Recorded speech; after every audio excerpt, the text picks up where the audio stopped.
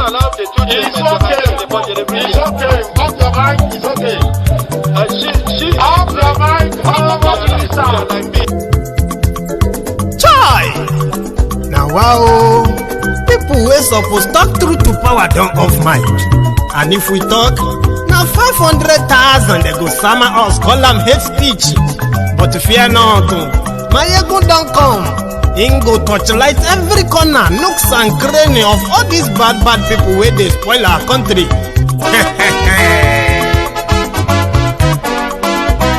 So my people make we laugh, oh yo yo. Maiyegun don't come, oh yo yo. My people make we shout, oh yo yo. Maiyegun don't come, oh yo yo. Maiyegun don't come, man of the masses, oh yo yo.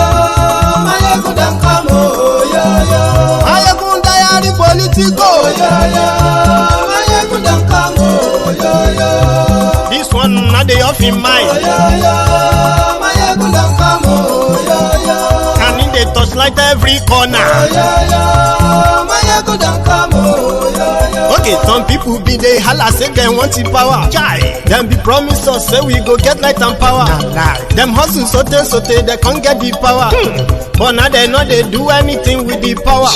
Every day, dollar just they get the higher power over naira. See them talk say make we off mind. But thank God say Maiyegun don't come. So my people make you laugh, oh yo yo. Maiyegun don't come, oh yo yo. My people make we shout, oh yo yo. Maiyegun don't come, oh yo yo. Maiyegun don't come, man of the masses, oh yo yo. Maiyegun don't come, oh yo yo. Maiyegun Diary Politico, oh yo yo. Maiyegun don't come, oh yo yo. This one not the off in mind, oh yo yo. Maiyegun don't come, oh yo yo. Person where they do evil, no one make person talk. Them say that Maiyegun, that man too they talk. He too they talk. Say Maiyegun Diary, he they hot like pepper. But every day then they take money in bulk. Woman picking they the street they hawk. Still them talk say make we no talk. But thank God say Maiyegun don't come. So my people make you laugh, oh yo yo. Maiyegun don't come, oh yo yo. My people make you shout, oh yo yo. Maiyegun don't come, oh yo yo. Maiyegun don't come.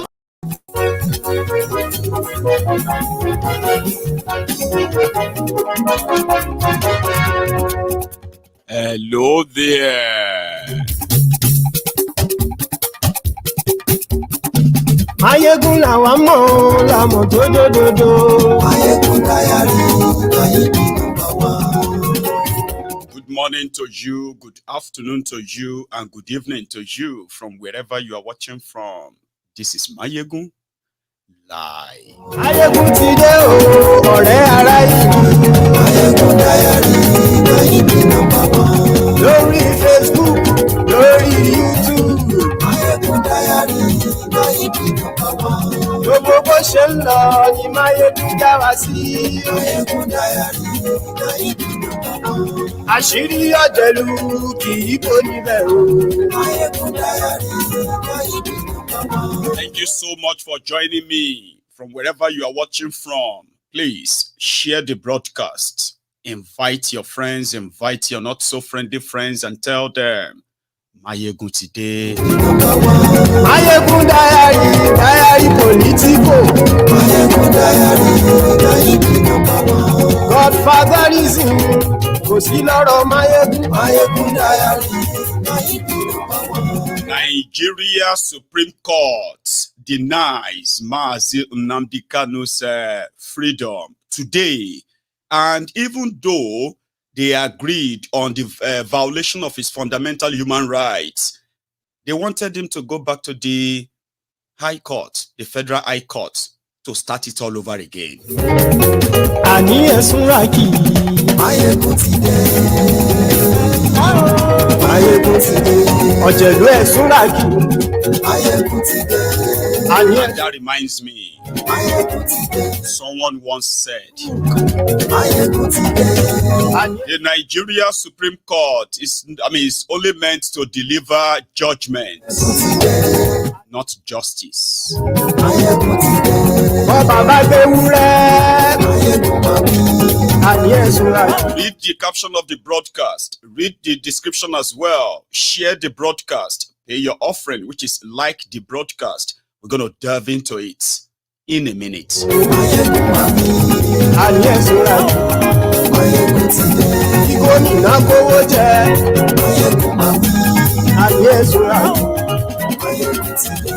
Ọlọ́pàá tí ń darí fa ayé ìṣúra yìí aṣòfin tí ń rúfin òwò ayé. And the fire still burning from River State keeps burning. Báwo ló ṣe Burning, burning. ayé ìṣúra ọ̀jẹ̀lú ẹ̀ṣúra kì ayé ìṣúra kì.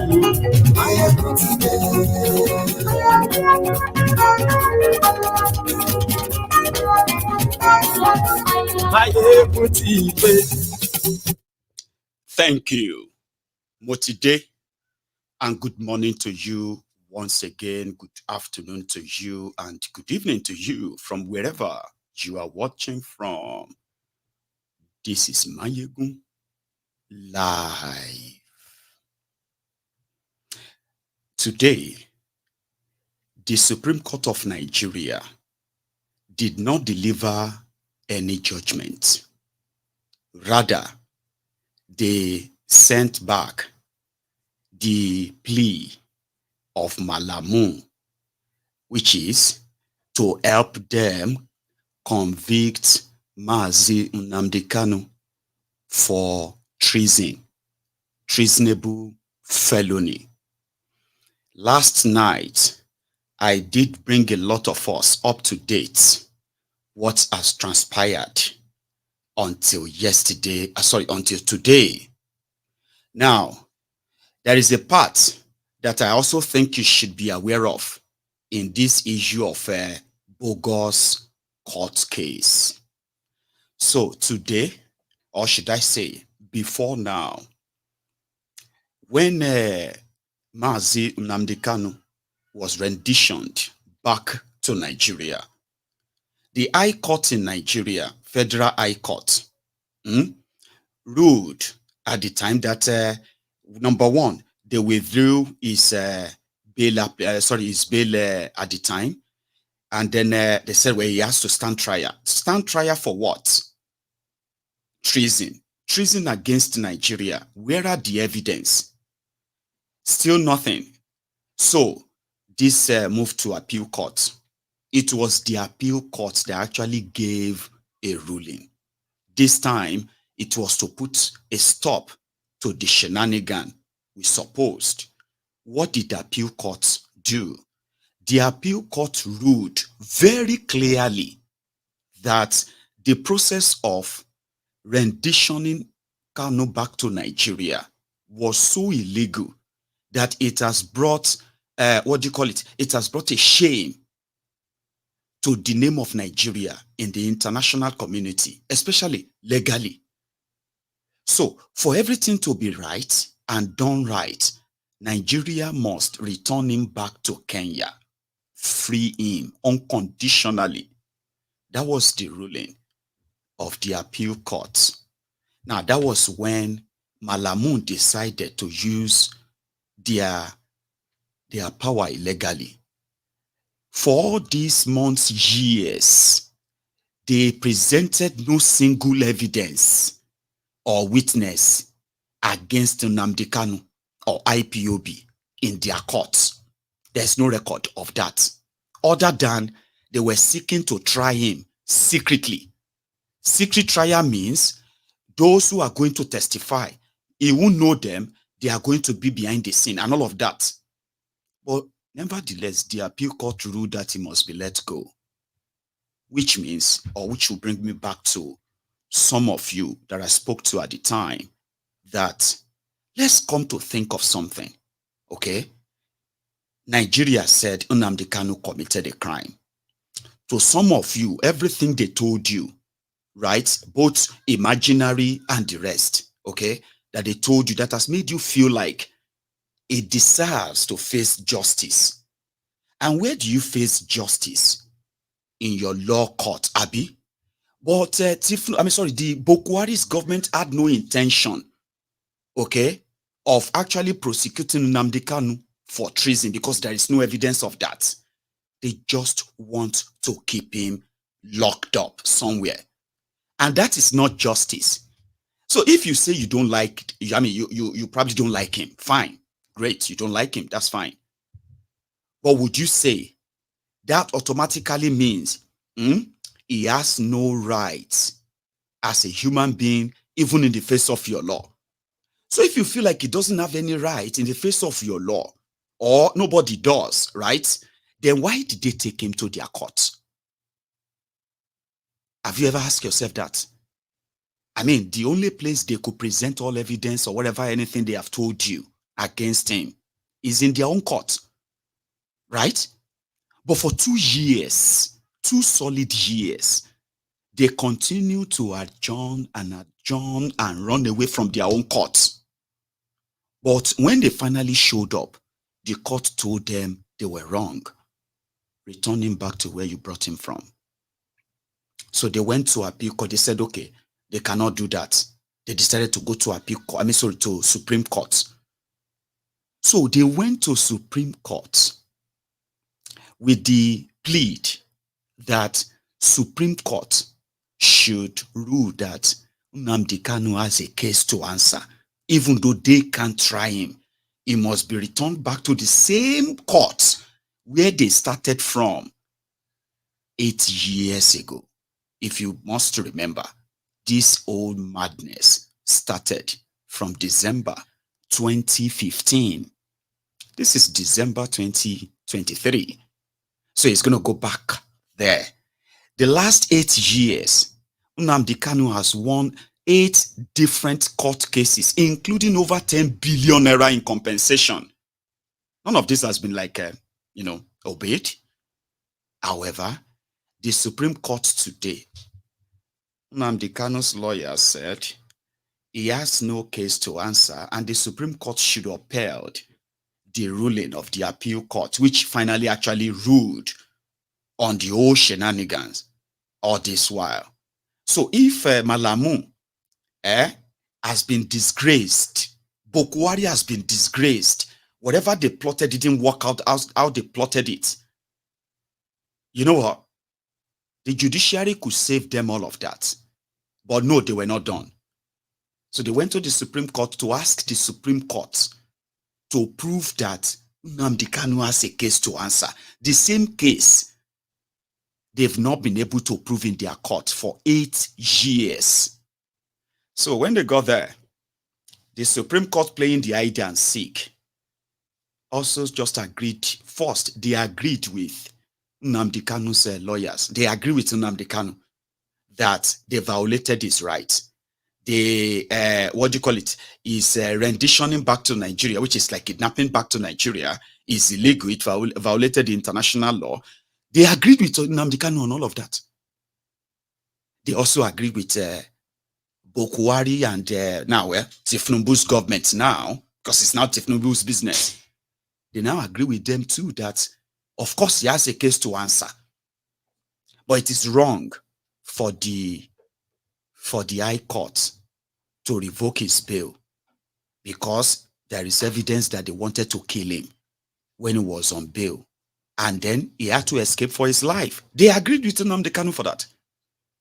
So now, what they have done is the Supreme Court, it's like they have dodged it and they have pushed it back to the primary stage, the stage that now leaves Tifnumbu as the forgiver in chief. How does that work? I will tell you. But let's go into that place and the reactions all over the world to what happened today in Nigeria. The Supreme Court, yeah. So let's start from his lawyers, who actually came out disappointed, but not too disappointed as they expressed here. Who came to court today to show or to demonstrate solidarity. The Supreme Court is the Supreme Court. What the Supreme Court says represents the law. We respect it. We go by it. There is no other way. We had hoped that it would come our way, but it has gone the other way. It simply means that we have to go back to the High Court and get done with this quickly. We still have hope. We're not in despair. By the grace of God, yes, so victory is assured. Yes, at the end of the day. We will lose a little time. We still have to go back. That's all it means. But I'm very consoled by what the Supreme Court said, that he ought not to have been treated the way he was treated. His bail ought not to have been revoked. His home ought to have been invaded. All that is a consolation to us. So we have hope. Thank you very much. Well, if in recent times you're listening to the commentaries of most Nigerians, there is now a process of judicial rascality. Because if the Supreme Court condemns all the processes, especially the rendition that brought him back to Nigeria, and you're not asking that he goes back to the court of, Federal High Court for the trial to start, I feel it's a lot of injustice. It's a lot of injustice in all forms of jurisprudence. So all I would say that we just leave it in the hands of God at the end of the day. How can somebody, it's difficult to make a comment, because when you listen to the judgment when it started, it was clear that they accepted the illegality committed by the federal government of Nigeria in all aspects of it. And yet you went on to this, to remove the judgment of the appeal courts because of lack of jurisdiction, which they led about the lower court.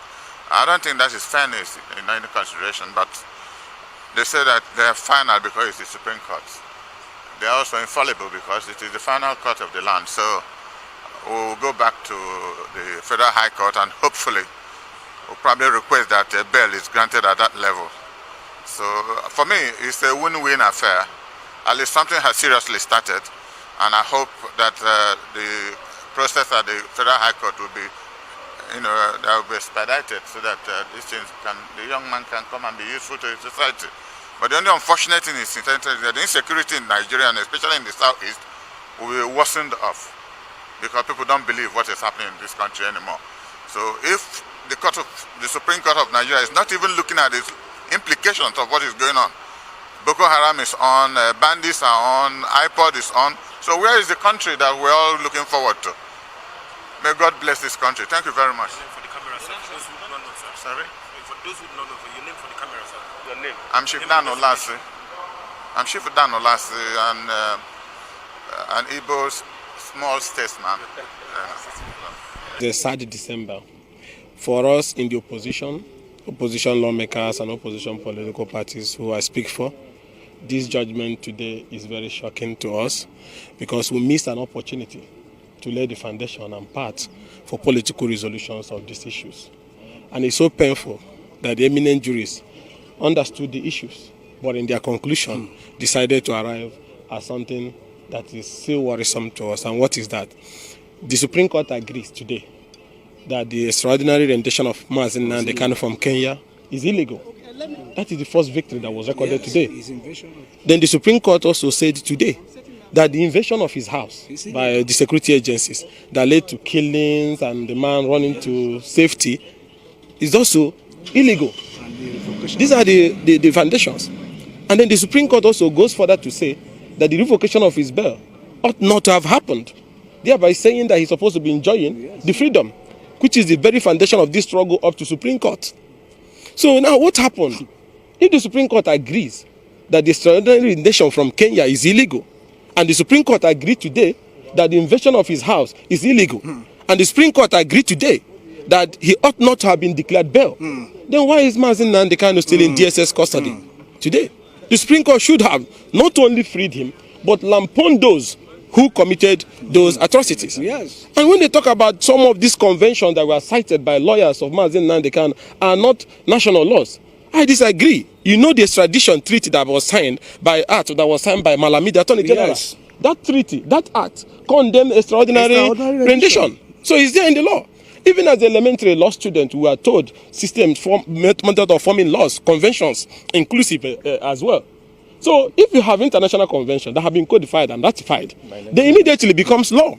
Like African Charter on Human Rights and so on and so forth will cite. These are laws. So why are you saying that we did not sign national law? National laws were cited. So for whatever reason, like I said, they are remitting back to the federal High Court. We strongly believe that the first thing to do is to grant bail to Nnamdi Kanu. Let's go back to the foundation. It's to grant him bail. But let me also appeal to the president.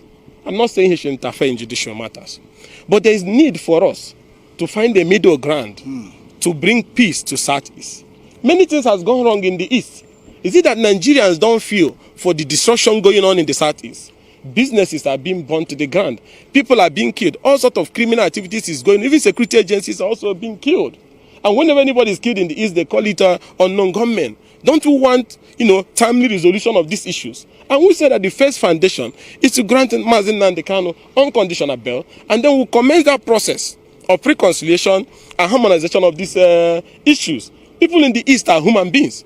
Everybody was expecting that this Christmas was going to be the first beginning of returning peace to the Southeast, because people were expecting, people were warming up for it. And then a few days to Christmas, the Supreme Court agrees that his arrest was illegal, that the rendition was illegal, that the invasion of his house was illegal, but he should remain in DSS custody.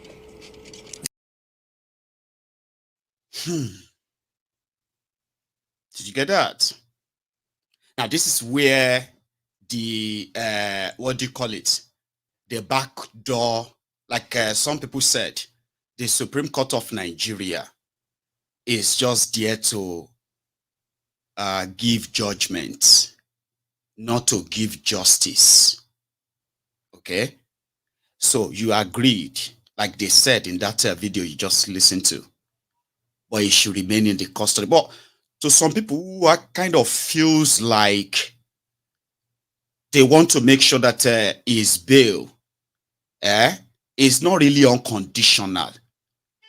You get that? So that they can still have something on him. But for those who genuinely have seen through all the political conspiracy around this, there are those who intentionally don't want peace in Eastern Nigeria. For God knows why. Right? And it is like that to the eye up, where the judiciary, the Supreme Court that's supposed to actually like be the embodiment of your, well, I'll be damned. So they agreed that it should remain in their custody so that they can begin to work out, like they did with Bokwari, work out some of their dubious conditional release. Okay? That will eventually pave way for them to want to target him again. However, here is another, is also his lawyer, Ejima. Came to court today to show or to demonstrate solidarity with Nnamdi Kanu, the distinguished senator representing his senatorial constituency. But you see, the ruling today was in part disappointing and in part satisfactory.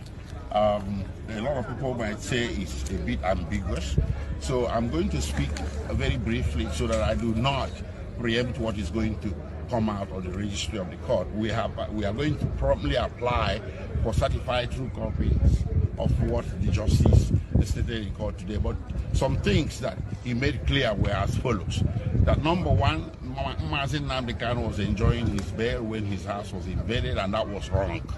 If you recall, we had obtained a judgment in 2022 at the High Court in Abia State, awarding him 1 billion. So this indirectly affirms that judgment. And that the manner of bringing him into Nigeria was also wrong. But despite all of that, the Supreme Court found cause to send this case back to the Federal High Court. And sending it back to the Federal High Court is actually called remission. And when they remit with the instructions. We don't know yet what those instructions are because we don't have certified true copies of the judgment and the judgment order. So in days to come, that will be available and will be made available to the press. Okay, please, when the judge said yes, appeal and cross appeal, what does it mean? Well, if government appealed against the discharge granted by the Court of Appeal, and we cross-appealed, okay, against the stay of execution granted by the Court of Appeal. So these were the issues. But what came out was that the revocation of his bail was wrong. So this, in fact, has created a basis to further seek his release, through some other means. So the judge is saying that the trial should continue. What does it mean for your team now? Well, basically, it's going to continue, or it's going to proceed in accordance with the instructions the Supreme Court has issued. And those instructions will be clearer when we get them in writing. So the judge or the Federal High Court judge will have to be restricted within those. It's called a remission. So they have to carry out, the Federal High Court has to carry out the strict instructions of the Supreme Court. Okay. So we have no idea when their High Court is going to pick a date to listen to what they call the retrial. And as Ejimako said, they are waiting for the ruling, the copy of the ruling from the Supreme Court, which will come with instructions, including, as they admitted, invasion of his house was wrong, his rendition wrong, his revocation of his bail wrong. So does that mean the High Court's action should be release him? Until then, there are Biafrans that will never give up until Nnamdi Kanu is unconditionally released. Now, I will start with those who met in London today.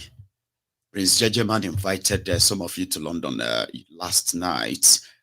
Downing Street said, right? Of course they met, and they continue to ask the rest of the world, if Nigeria wants peace, free Nnamdi Kanu. He's done nothing wrong. Whatever you have been told, 8 solid years, they couldn't present anything. They continue to make mistakes upon mistakes, right? They were killing people, right? So they made him the undefeatable giant that he has become today. They made him that, and they couldn't prove anything for 8 solid years. So let him go unconditionally. And indeed, if there is going to be any peace in Nigeria of today, I think the journey should start from that. It is called show of faith. You get that? When they accuse you of systemic ethnic profiling, and in all the actions, it is every day proven that indeed there are rules or there are laws for some, and there are some laws for others. The Igbos are profiled in Nigeria, treated differently, and it has created more division than ever in Nigeria. It could be a sign of little faith. And say, okay, maybe now we can begin to talk about the complaint of the IPOB. Because you have to. All of us from every part of Nigeria should actually be like them, if we actually know what we're doing. But hating on them and doing all of that, trust me, doesn't seem like it's going to deter them anyway. And like I told you, no matter what they told you about them, right? About IPOB or IPOB, this IPOB, that, including those Lagos Sabo Baku, so those, all risers, crumb beaters, and the rest of them. No matter what you say, these are responsible men and women who were once Nigerians, and they were done with Nigeria for a very good reason. So in London, Prince Jejeman here. No one can say that a victim of kidnapping shall be tried. We are here today, and you have heard us. We will continue to be here. But like we promised you before, if you do not want it this way, we will take it through another way. And that way will not be in the best interest of Britain, nor Biafrans. But however, we would rather die trying, because we have come to restore our people's dignity. And it is either Biafra or Biafra. It's either Biafra or Biafra. It is either Biafra or Biafra. It is either Biafra. All hail Biafra, all hail Biafra. Today is 15th of December 2023. We are out here, IPOB United Kingdom, on behalf of our leader, the greatest leader, Nnamdi Kanu. Our own stand is that Nigeria should obey court order. We are going, we are coming, is obey court order. Supreme Court judges, obey court order. Obey court order. Don't divert the story. Don't divert the narrative. Don't divert the attention. Obey court order. You took our leader to the court. Now the court of UN said you must leave him, you must free him. Now the court of Nigeria said you must free Nnamdi Kanu. What else are you waiting for? Obey court order. Obey court order, Buhari. Obey court order, Jagabandi. Obey court order. That is our stand. Anyhow, anyway, obey court order. This is IPOB, standing with the Nnamdi Kanu to the last man standing. All hail Biafra. Prince Jejeman, the energy, the hope is unmatched. There are others too. I mean, this was when they stood and they gave speeches like this one. By the case of Nnamdi Kanu, good point. We know you love oil and gas. If you want to drink it, you can drink as much as you want. But we need Nnamdi Kanu out. That's right. Britain, if you actually believe in human rights, this is the time to prove it. Prove it. Prove that you care about human rights. Prove it. Prove that you care about United Nations. That's right. Nnamdi Kanu has been discharged and acquitted because he has committed no crime. Yes, sir. And we are calling on Britain. We are calling on David Cameron today to have an audience with Nigeria government to release its citizens. Nnamdi Kanu have not committed any crime. He is only asking for a referendum. The same referendum David Cameron gave to Scotland. The same referendum David Cameron gave for Brexit. No one was killed. No one was imprisoned. Yes, no one. Why do you allow Nnamdi Kanu to be in detention? We are calling all of you today, the MPs, 630 MPs representing each constituency in the United Kingdom, that it is time to show that you actually stand for human rights. Whatever you think about Biafrans, whatever you think about indigenous people of Biafra is irrelevant. What matters now is humanity. Nnamdi Kanu must be released unconditionally. That is why we are here today as a member of indigenous people of Biafra, representing over 70 million Biafrans worldwide, to ask you to make a demand by the case of Nnamdi Kanu. Good point. Like I said, there were speeches. Like the one you watched, here is another one. To register our resolve, we are determined. Our minds are made up. Our fathers, they have made a mistake to keep quiet for too long. But this generation, IPOB will never stop. However, we must get what we want. We must get what we deserve. We are honorable men and women. Our cause is justified. Yes. Everyone knows the big difference between many and IPOB is that we dare to speak out.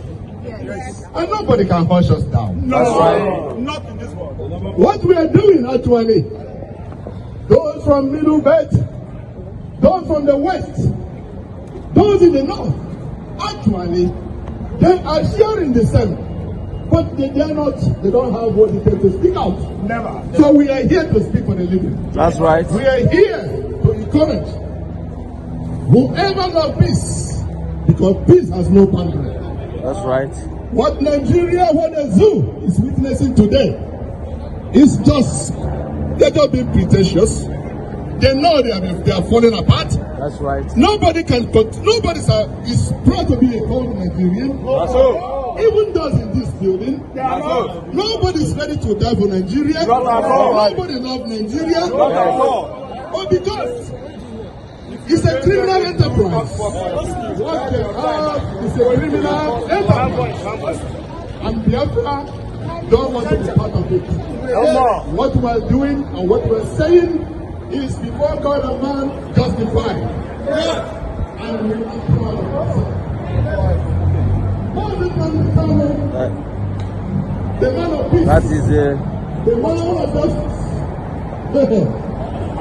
That's one of the zoological republic the grace is disgrace you. Operator there. The zoo administrator. Can see him. Kanu is untouchable. And that was in London today. But let's go back to Nigeria. Let's go back. I mean, you didn't see anybody harassing them, oh, did you? Of course, you can't see anybody harassing them. And they are also not harassing anybody. That is what democratic process entails. You express yourself, you express your displeasure, you say your, you know what have you. Then, if you put the number, then you get what you want. But in Nigeria, they are called terrorists because they don't want all of their crimes really exposed. But this is 2023. It's only whatever you don't want to see that you won't see. The world knows the ongoing genocide across Nigeria, especially in the eastern part of Nigeria. So underreported that it pains deeper. A lot of people believe that the release of Nnamdi Kanu will bring to an end. You see all these politically sponsored unknown criminals, they call unknown gunmen. I mean, all of us will begin to know those behind that. Seriously. So they want him to remain there by stamping their own law on the head. They nearly killed Showore there today. It was there to show solidarity. And they shot at him. The DSS. No access for Showore, I mean. Why would you say no access for Showore? Which order? Who gave you the order? Who gave you the order? Don't. Who gave you the order that I should not have access to the? You don't camera us there. What? Who gave you the order? I want to call somebody. No. Don't camera us there. I will break you. Organize yourself. Why are you cameraing? Organize yourself. Now you supposed to behave yourself. Organize yourself. Turn this bottle. Organize yourself. Oh yeah. Move. Organize yourself. Why would you want to take my phone? What do you want to take my phone for? Come back, do your work. Ladies and gentlemen, I'm just returning from the Supreme Court of Nigeria, where there was supposed to be a ruling today regarding the freedom of Nnamdi Kanu, that's the leader of Biafra, who has been in detention, illegal detention in Nigeria after he was extraordinarily renditioned from Kenya almost 2.5 years ago. And it's so shameful that the Nigerian security services mounted checkpoints at the entrance of the Supreme Court. Twice I tried to enter the Supreme Court through different gates. They refused. calm down. Revise back. This is the judge's law. I beg revise back. Who is the judges? The judges not. Who is the judges? Who is the judges? We are saying who is the judges? Yes. Who is the judges? Is it a human being? Revise back. Just relax. Just revise back. He said who is the judges? Revise back. They made it clear that there's an order from above as usual that said I cannot attend to this ruling. We are waiting, and I just worry that he may not get justice because it's a very early day or early morning sign that they might have something up their sleeves. But I hope I'm wrong for the first time today. But regardless of what they do, Kanu must be free. He must be granted his freedom because he's not a criminal. And we know who the criminals are in this country. They're the ones running the country, sadly. So that's a report from the Supreme Court. Thank you. Sure. Unfortunately, they proved him right. Justice was denied.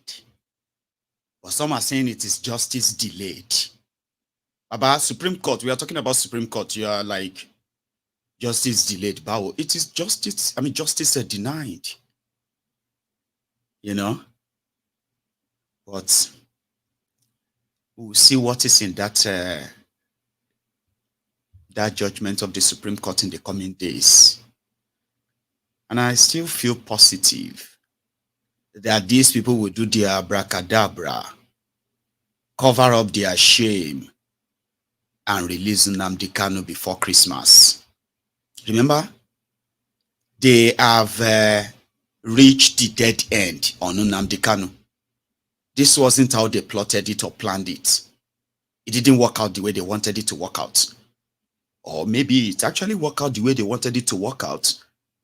They just wanted to keep Nnamdi Kanu as a trophy. Keep Oloye Sunday Igboho as a trophy. But at the end of the day, it became pointless. Lives were lost. And, you know.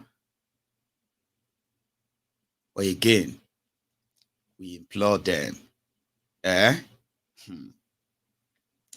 Let this innocent man go and save your money that you are spending on propaganda and the rest.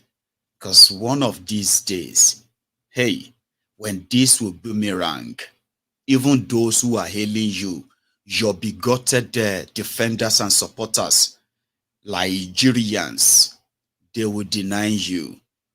Again, you know, sometimes people feel like they were disappointed that when Nnamdi Kanu got renditioned back to Nigeria, that there was no rioting, there was no burning, destruction of this or that in eastern part of Nigeria. What does that tell you? It tells you that everything they told you about the IPOB was a lie. You were expecting them to begin to like show some, Abi, but that wasn't them. Everything they have always stood up for is to keep the liberty, prosperity, and the safety of an average Igbo man and woman intact. It's not hard to tell. They are volunteering to be neighborhood watch. They are volunteering to defend the vulnerable ones in the far communities that are almost cut off the normal space of Nigerian security, well, if there is any anyway.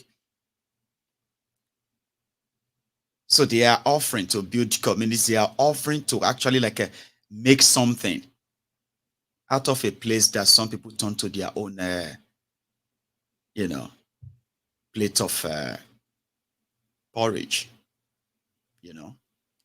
But nevertheless, this whole thing that is building and building, as you can see, for 6 straight years, despite all of the harassment, the killings, the disappearances of young Igbo men and women, there was never a time that any part of Igbo land, okay, had this kind of insecurity that you are witnessing today, sponsored by the likes of Hopeless Uzodingba.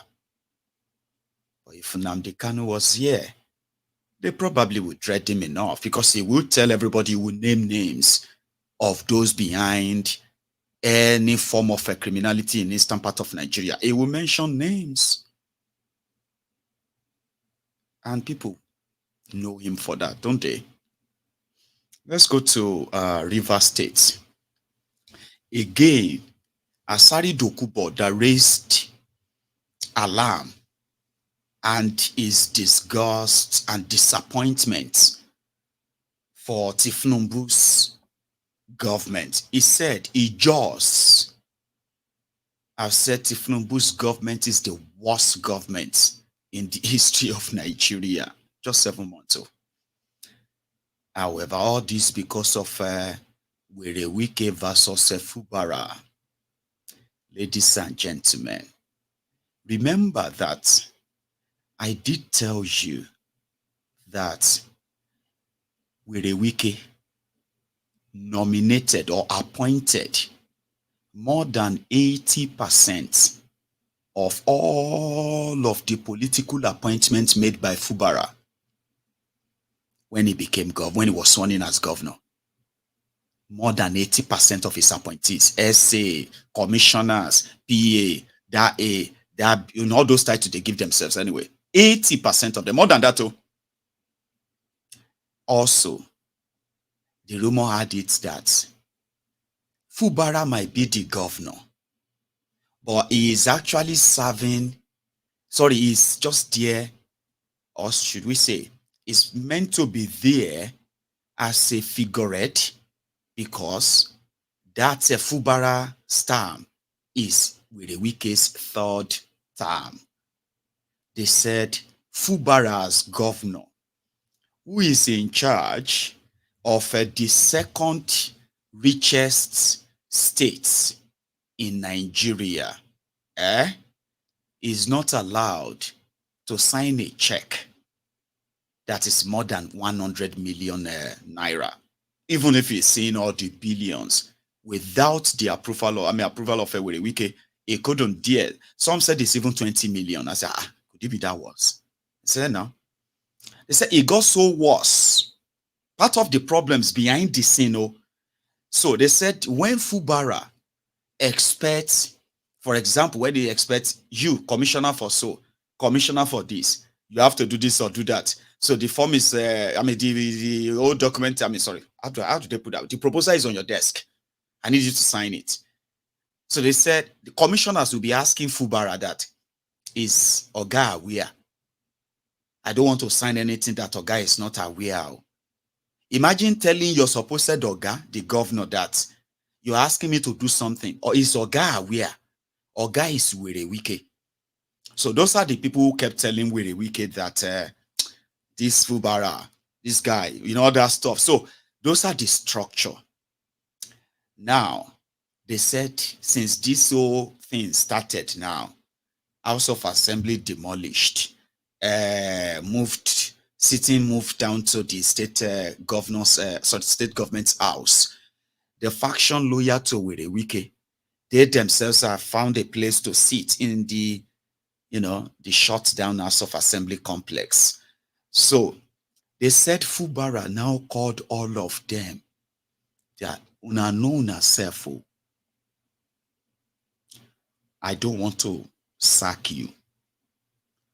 If you like yourself, resign by Friday, before 7 p.m. on Friday. Anybody will no resign by Friday that is still loyal to Werewike. If you know you want to be loyal to Werewike, even though the appointment you are enjoying in my government is from him, now you have a chance now to resign and go and join him. But if you want to stay, that means you are here. It's kind of sharp. 16 commissioners are going to go. More than 30 personal advisors are going to go.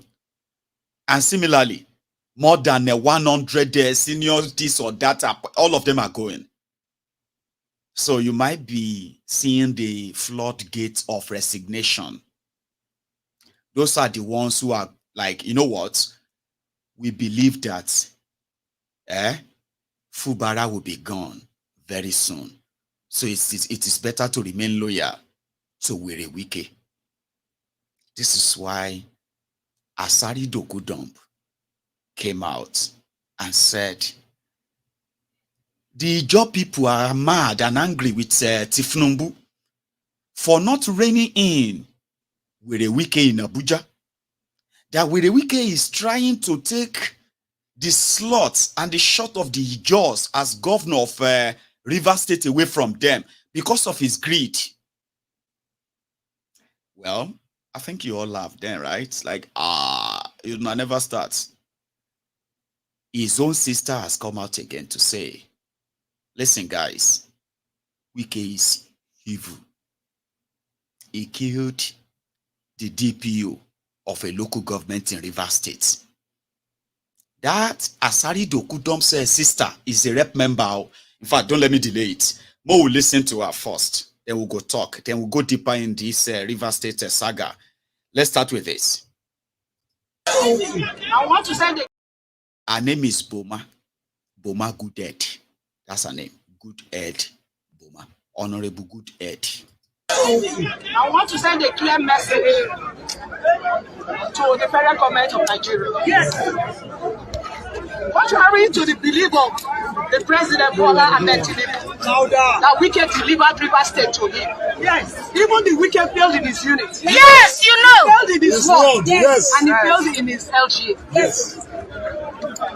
And we're also here to tell Ahmed Bola Tinubu that he should call Wike to order. Because the next time he comes into Rivers State to disturb the peaceful people of Rivers State, we are not going to sit down and fold our hands. Please, the President of Nigeria, if you can tell the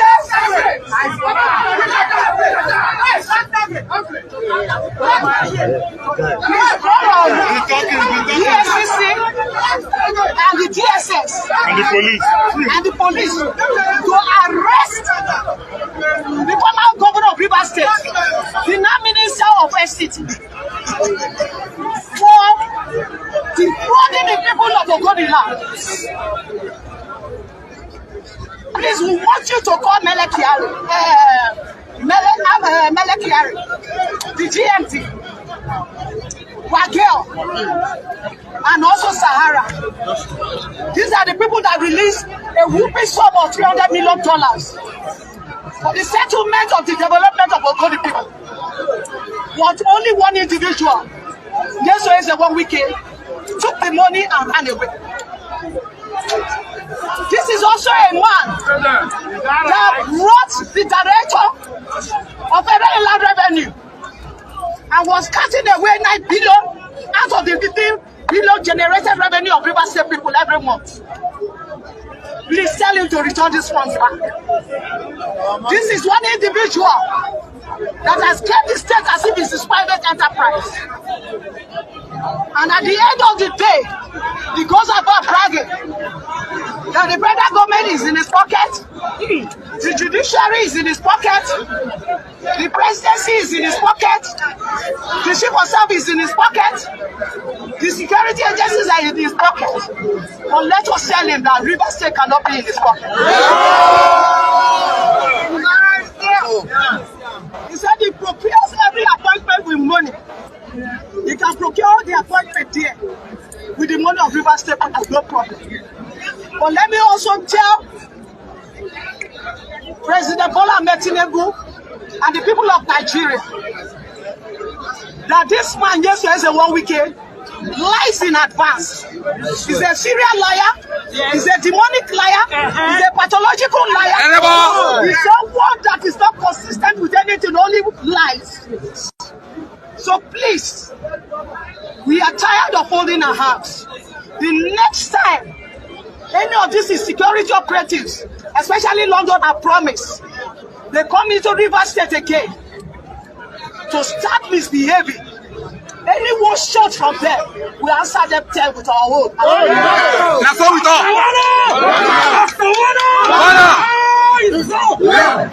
We defend ourselves and we defend our resources. Yes. Nobody should think that we are cowards.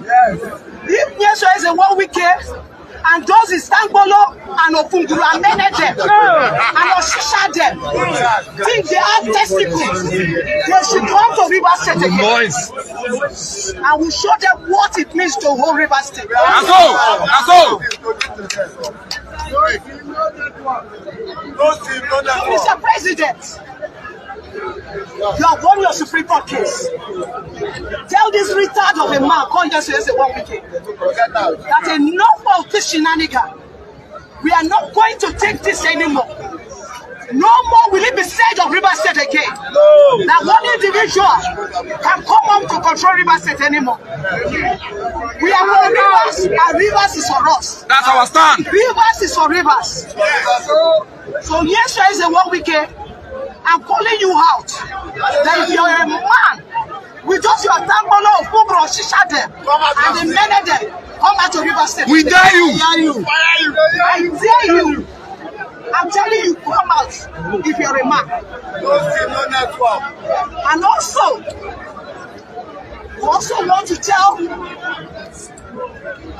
those people that think that the overrating yesterday is the 1 week. Wike is nobody without the people of River State. Yes, we gave him the glory and we have taken it back. Yes. River State is that a shame to yesterday is a 1 week. Yes, Yesterday is a 1 week. Mr. President, call him and Barinada Ipigi with Jumene, Teko and Sawal, one of Sike. They are responsible for the murder of TPO Backup. I can attest to that fact. I'm not scared to attest to the fact. Let them call it. I will be there. And I will say more when we are before the DSS. Yes, there is a 1 week. You send people to tell me that I should wash my back. You wash your front because I will come for you. I will take the war to a city. I will bring you down. You cannot bring the people of River State down. We will bring you down. Yes, ma'am. We will bring the war to a city. If a city people cannot do anything to stop your friends, one week, come and bring us out. We'll come there and bring him down.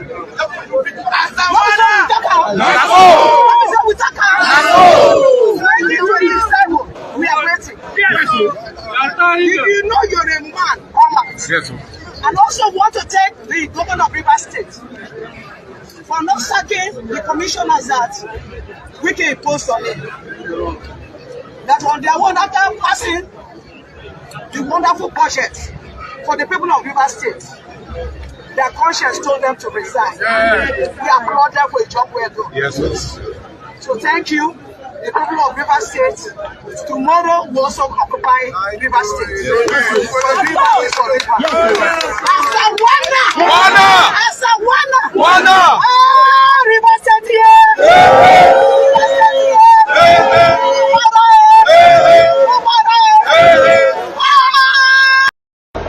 What shall I say unto the Lord? Yes, Lord. All I have to say, Thank you, Lord. What shall I say?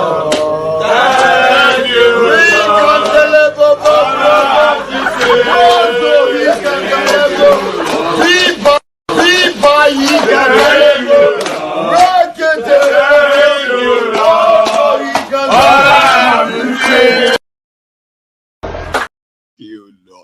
Ó ti dojú ẹ̀ sẹ́yìn. Ó ti dojú ẹ̀ sẹ́yìn. Ó ti dojú ẹ̀ sẹ́yìn. Ó ti dojú ẹ̀ sẹ́yìn. Dem born you well, Were Wike enter River State. Now, woman, they tell am. At least you heard that. But from the main point of all she said, she pointed out Were Wike's crime. He rigged the elections. They said Were Wike was even defeated in his own ward. He was defeated in his own local government. But he kept bragging that he has a Tifnumbu in his pocket. He has a presidency in his pocket. See, person will get presidency for pockets. Were Wike. He has the presidency in his pocket. He has the security in his pocket. He has the judiciary in his pockets. He also has Bajabia Mole in his pockets. Look, Stop,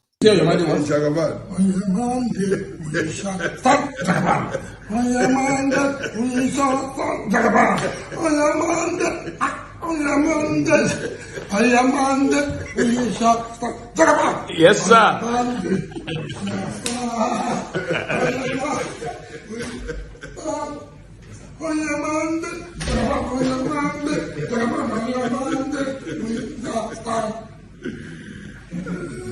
In the Chief of Staff's office. Well done. Very nice. I'm glad to see this.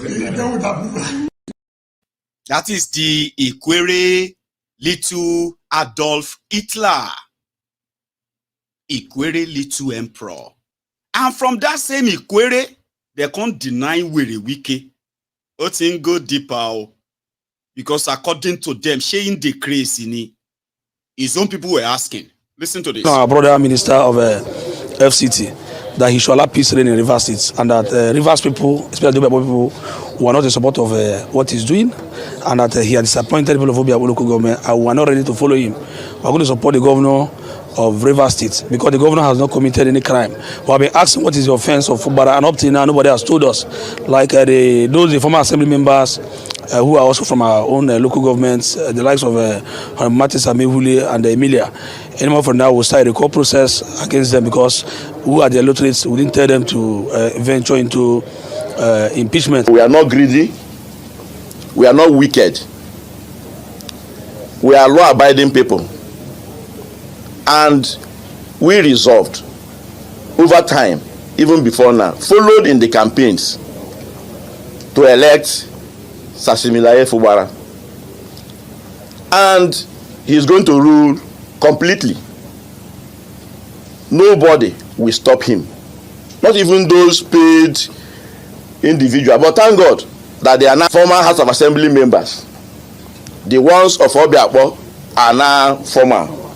And the party at the national level have directed that the needful should be done, that they should conduct another election so that we fill in new persons that will take over their position. The Obiakpo people have taken a position on the festering crisis in Rivers State.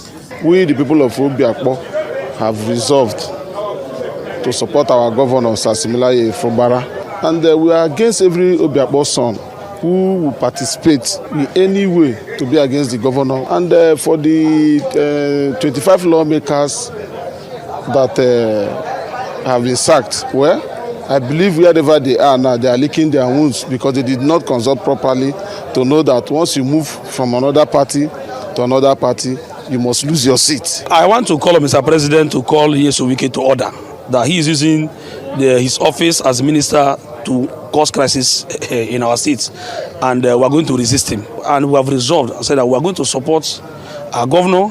Obiakpo people are solidly behind him. We are going to the wards and the community. We are taking a resolution.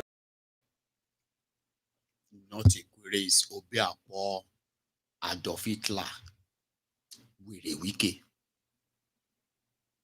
So that one is like the update on, because as it is, Werewike is accused of killing a DPO of a local government.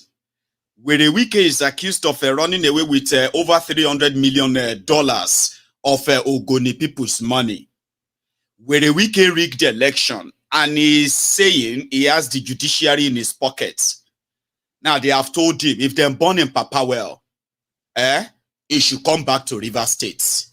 No wonder this guy said, we won't make noise. See the guy himself, Fubara. You know, we accountants, we are not lawyers. Who talk, full inside house. They don't go fit do one thing. I hear it. Our own is for talk and quick to action. Action!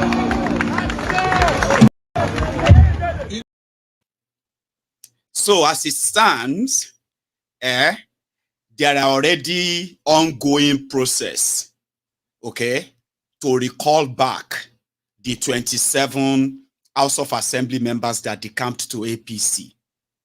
Meanwhile, in Abuja, Gandola, as well as Wike and their team, they are already working on the permutation on how to get Fubara impeached by the 27 House of Assembly members and ensure that the federal authority in Nigeria, they enforce that. So what that simply means is, hey, somehow, if it doesn't start before the end of this year, the burning of Rivers State by these criminals is going to escalate from January, except if they probably tell themselves to cease fire right now. Because this is the point. For Fubara himself, fighting his godfather, he has made move to make sure that those 27 House of Assembly members' seats have been declared vacant. They have started their moves to ensure that the INEC declared them vacant. But you know INEC is APC. That's not going to happen, Abi. So which means the Rivers State House of Assembly may actually be in quagmire. In fact, Rivers State generally may be in quagmire for months. And public properties, they will bomb, and they will burn. As many as possible, Abi, until, I don't know if common sense will prevail, but the way they are all going right now, I can promise you this. There is no end in sight. And it's not looking like it's going to end well, too. Somebody said, what do they think investors will be thinking when they feel like they want to invest in Rivers State and they can see all of this? Similarly to other places, too, with their own problems, Abi. Now you know the Shegementin prepared for you for 2024 is real. I heard that Akpabiole collapsed somewhere. I mean, he collapsed during his birthday, gala. They had the whole stadium hired for him in Uyo, Akwa Ibom. Then they had another one, colloquium, organized for him in Abuja. It was to celebrate his life at the age of 61. Then they said he collapsed. But that must be after Kolu's speech. I know this might look boring, right? But I promise you, the moment you begin to feel boring, I will remove it. Kolu was there. That was yesterday. And our sister, the spouse of the Senate President, thank you very much for the love and care you've given our brother. So the Speaker, House of Representatives, Dr. Abbas, well, you've displayed so much commitment to teamship and the relationship between you, God's will, and all of us is exceptional. You see, it is what is expected for a successful team. Thank you for nuisance, Lele. I don't want to bore you with him, okay? He had there some few nonsense he said there, but it's going to be like, you're going to be like 2-3 minutes into it before you get that. But so, it's of no point. Meanwhile, I don't know if you have noticed though, okay? It's been like over a week now that Nigeria military claimed that they mistakenly bombed 156 Nigerians to death in Tudumbiri, in Kaduna. And since then, starting with the northern politicians who turned it into their mecca of sort, and they started demanding for justice. Justice. I mean, you probably watching me right now agrees that the people killed by that airstrike deserves justice. But the question here is this. Have you ever asked yourself, what kind of, or should I ask you, what kind of justice do you think would be appropriate for those victims? I mean, if we are not looking back, let's just stay on this, okay? Like every one of them want to make it so now, okay? This is, or that was the 16th mistaken air strike, they call it, right? I have told you what I believe will be justice. Something that will give them the closure for real is when the people responsible for this are held responsible for their crimes and they are charged for murder, okay?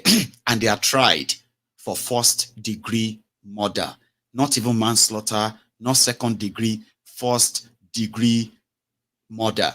Then when that happens and the families, the survivors of this, coordinated killing, when the survivors sees those responsible for their, their ordeal, go down for it. That is justice. But that is not what these guys are looking for. I mean, we all saw how they went cold or non-existence in 8 years of Boko Haram, where life became almost nothing. I mean, 62,000 Nigerians were recorded to have been officially killed violently by terrorists, including the military. 62,000. That's a lot. That is a lot. Human beings, children, women from all over Nigeria. 62,000. There was never a time that these guys felt like those people deserved justice. Rally round, raise money, gather together, give press conferences, and all of that. Because they are not interested in any justice, brethren. They are not. So I started calculating how much money they have already gathered together in this new pilgrimage to Kaduna. And I counted over 520 million naira. Either pledged or donated, whatever you would like to call it, in the last 1 week. And every one of them that came with a check says, we must get justice for them. Who are you talking to? Who should kind of ensure justice? Who are you directing that to? I mean, are you saying that all of you have no idea what and who gave the order right now, and then you couldn't put together their names and all of that and say, okay, we want these people punished? Of course, they are not looking for that. You know, more people have even been killed after that Kaduna. More kidnapped. Now, Abuja, the Federal Capital Territory of Nigeria, is now the playground for kidnappers. It's almost like a pastime now. However, the media came today and they said that the 19 northern state governor, God damn it, do you have 19 northern states? Do you see something here? The people of Middle Belt, they know that whenever the jihadists are looking for people to kill in order to prove the supremacy of their religion, they go to the Middle Belt or go to the Christian communities and kill them. And when this happens, there is never a call by the Northern Sharia governors and the Middle Beltan governors. There's never a real call for condemnation and all of that. Call for justice and all of that. So they started. Under Boko Haram, they realized that they have been using them just for political advantage against the South by claiming 19 northern states. There is no 19 northern states. There's no 19 northern states. When you look at this, I think I still do have the map here, by the way. Look at this. Or this. There is no 19 northern states. What you have is the Sharia North. And when you begin to count them, right, you have 1, Sokoto, Zamfara, Katsina, Jigawa Kano. Kano is like a partly, by the way. You see Yobe, you see Borono, you see this Kebbi. Kaduna is not even northern Nigeria. But they can tell you it's partly northern Nigeria and it's partly central this or that. Nonsense. It is not. But again, when it is convenient for them, they will pack all these places: Niger, Kwara, Abuja, Nasarawa, Kogi, Benue. They will call them northern Nigeria, northern states. So they met and they said the 19 northern governors came together to condemn the killing of the mistake bombing. And they then donated 187 million naira of their people's money, and they gave that to the Kaduna governor for the people of Etudunbiri. And look at them. I just thought, like, I was like, it's all for show, by the way. It's not for any justice. So that they are actually making money from this, and we all know where this is, how this is going to end, kind of tells me how lower and lower these criminals have sunk. But emotional still kind of runs riots, so that these guys can continue to give you the photo up as if they care. They met in Kaduna today, like this.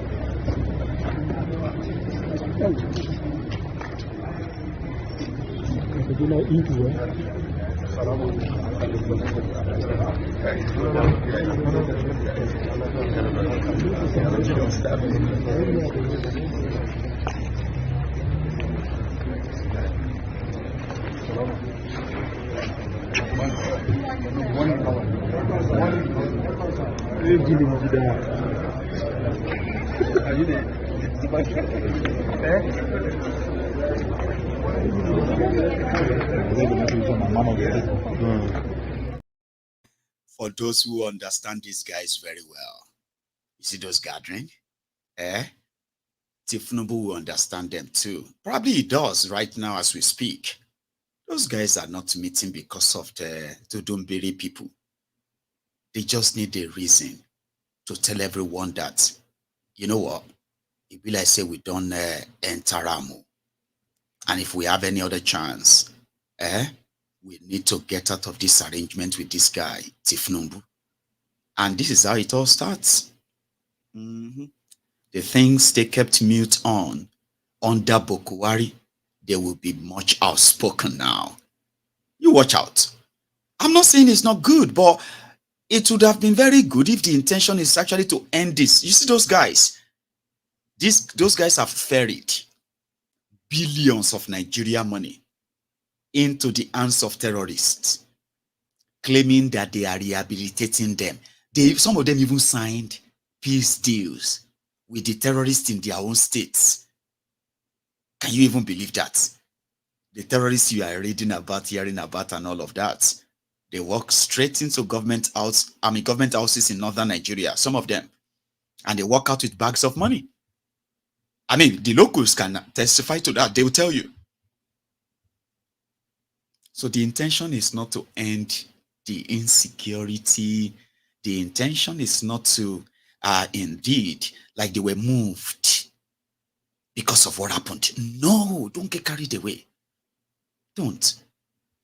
So the guy who hosted them inside Kaduna's governor's office, yeah, look at them.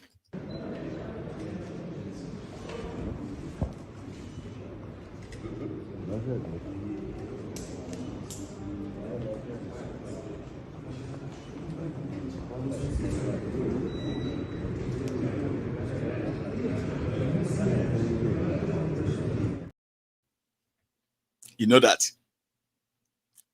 Yeah, like the camera is coming. Let's pretend that we are talking. Okay. So, like when we kind of like shield, complete shield, right? Then the guy read out and he said they read the communique. Sultan of Sokoto was there. He was promising them justice too. So these ones were there and they were promising justice too. House of Representative members went there. They donated their December salary. You know that? Senators donated their own December salary, 109 million naira. They gave them. So the guy was reading it out like,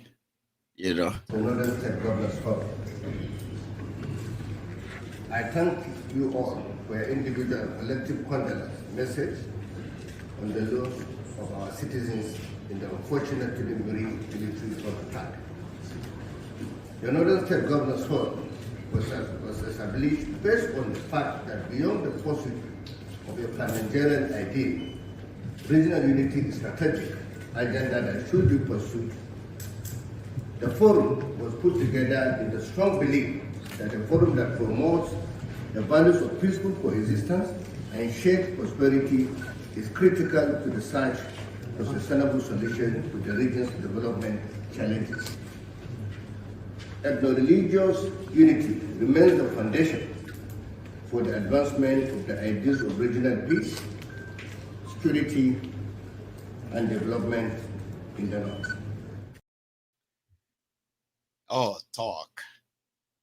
Ask the people of Etudombiri if at least, after people donated over 500 million naira, because Nigeria military mistakenly bombed the said, and those who did that, they are probably like, getting ready to be promoted now, It's Nigeria.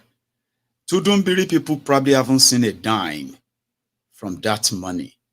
That's how cold-hearted these rogues can be.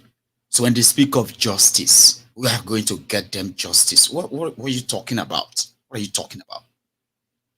Justice from who? Tell us who is the culprit. And then make your demand clear.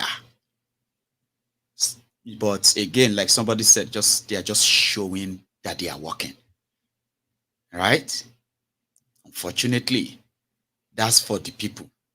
But for them, it is going to be useful later. So they can tell their people, we are the one who came together for you. When Tifnumbu said people were bombing you. Just like that. They are already saying that Tifnumbu doesn't give a damn about them. It's obvious. It shows. It doesn't care about them. Really?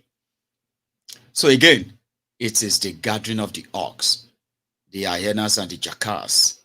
They can feed on themselves. Isn't that what the Bible said, that your enemies will feed on themselves, Rabbi? They will feed themselves with themselves, or whatever. So they will self-destruct is what I'm trying to say. Right? I'll take a small break. But I don't know if you have, if you remember this man, Maiyegun at the top. Babati got promoted, he don't become Deputy Controller General of NSCDCO in Nigeria. Wait. It will be reviewed by Maiyegun at the top. The one that is going to create. No, you see, the question is, what is your website? Wait. Okay. The one that we are going to make use of is going to remain known by Maiyegun at the top. Yes. I can't announce one now. And Maiyegun says it's another one. The NSCDC has multiple websites? This is something we cannot have multiple websites. But the one that not the one for employment. It's not the one for employment. Not the one for employment. What is your website now? The one you use normally, your official website. If you want to know about the NSCDC, what website do you go to? Okay, if we want to know about NSCDC, exactly. as of now. Exactly. Okay, www.nscdc. Yes. Yes. So that's all. Glorify your name to the core. Owner of the day, owner of the beginning and the head. I glorify your name to the core, Father of the glory. There is nobody that share the glory with you. You are beginning of the glory, you are everlasting. You are glorified your name to the God. Wèrè ló pọ̀ jù Nigeria. But to him, he's now Oga. And very soon, they're going to announce him as the commander, Abi Controller General of the NSCDC. Nigerian, no, NC, what did they call us? NSCDC, Abi? Nigerian, what is that? Civil, whatever, I don't know. They have so many abbreviated titles that are mostly well. Meanwhile, I was a little bit down earlier today, especially when the Supreme Court of Nigeria came back with that nonsense ruling. That's me. Here you get. Then where I was, I saw a guy who was pretty much like, complaining. He was complaining that, life is not really fair. Not to anyone anyway. But his own complaint is a bit off. And somehow he put a smile on my face, I have to say. And I'm going to do the same to you now. See, today, the Nigerian Naira to the British pounds is over 1,570 Naira to £1. Right now, it is over 1,280 Naira to $1. Currently, it's over 1,300 Naira to €1. Canadian dollar is almost 1,000 Naira now to a Canadian dollar. And on like that. You see, all of this have made life even more worse for the people. Now, when you see those who will tell you that you don't spend dollars, you don't spend pounds, Naira is your money and all of that, you see that ignorance. Leave them for 2023. Don't go into 2024 and begin to talk like that. Because it is like you are denying. You are living in denial. Because you know something? Nigeria economy, your economy depends on importation. The rogue politicians, the criminals like Tifnubu and co, the little resources that they could have used to invest in, production in your country, they are using that for their own lifestyle and luxury. It simply means those who are supposed to be kind of making all these productions in Nigeria to ease things up, it is now becoming nearly impossible to make profits producing in Nigeria. That may shock you because to you, that's impossible. Nigerians have become so poor. Are you with me? That Nigerians' purchasing power has dwindled beyond negative. Businesses are running at loss. They are existing. You are seeing them. But when you check their balance sheets, you'll be shocked at how much losses they are running in debt too. A lot of them are going to fold up in 2024. And there's something that economic hardship causes to people. It alters mental health. And in Nigeria, they said over 70% of Nigerians they have mental health problems. Then they're mad. And of course, look around you. Doesn't everywhere look like a mad asylum to you? Like, if you want to be honest, look around you. In Nigeria, just look around you. You self go no say, you are telling yourself that you have to be tough, you have to be smart. No. You are living in a mad asylum because mad people are everywhere. There are those of you who are entitled. And there are those of you who are very much hardworking, but lack a lot of opportunities. I mean, you lack opportunities, so to say. So when I saw this guy complaining about his mom, initially it's meant to be a skit. Another said, no, he's not right in the head. I was like, how do you mean? He could probably be living in his own world. So yeah, that's exactly what we are saying. Maiyegun is living in an alternative world. No thanks to Nigeria. Of course, there are people, many like him. That's why when I tell you, on social media, where everybody seems to be anonymous. Anonymous not because they don't have face or they don't have location. No, they do. Anonymous in the sense that profile pictures cannot tell the whole story about people you are engaging with on social media. Trust me, a lot of them are mad. Maddest. If not, why would you even still see anybody in Nigeria standing up to say they are defending APC if they no be weary? Are you with me? So on social media, where you believe that somebody will just come and they will say something that will just get you so right up like, of course, weary ni.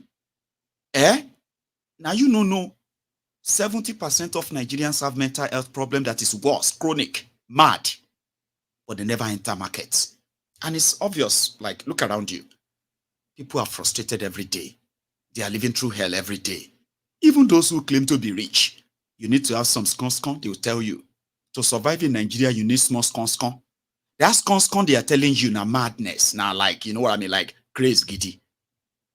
So imagine if you are arguing with somebody like this on social media. Like, just imagine this for a minute. I'll come back to this. What's the bad thing we say and the way you don't forget? Hey, that's my mom. The way my mom brought me up, I don't like it. How did she bring you up? No, she brought me up badly. Not the way I desire to be. How did she bring you up? You know, she brought me up so lack and not well care of. I was not giving out what I need in life. What do you need that she didn't give you? I need good wealth. So your mommy did not give you money? She does, but it's not much. Imagine big boy like me, 3K, 4K, 5,000 naira. So it's too little. Wow. How much do you expect your mommy to be giving you? At least 50K. Right now, she's still giving 3K, 4K. 3K for now. Which work do you do? For now, I told you earlier, I'm a musician, so I'm working towards recording my album very soon. Oh, okay. How old are you? I'm 30. 30? Yes. No, your mommy love you with that though.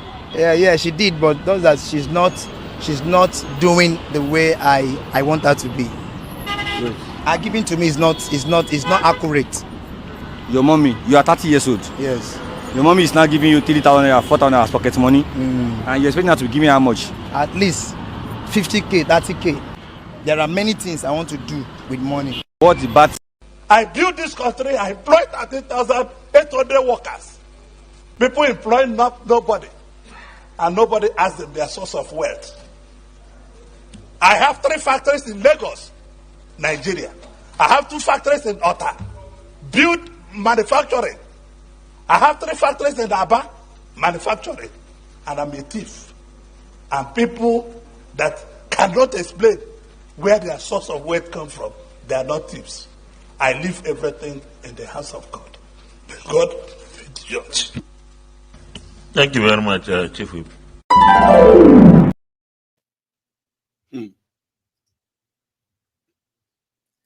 Many are mad. Only few are naked and are naked and roaming the streets.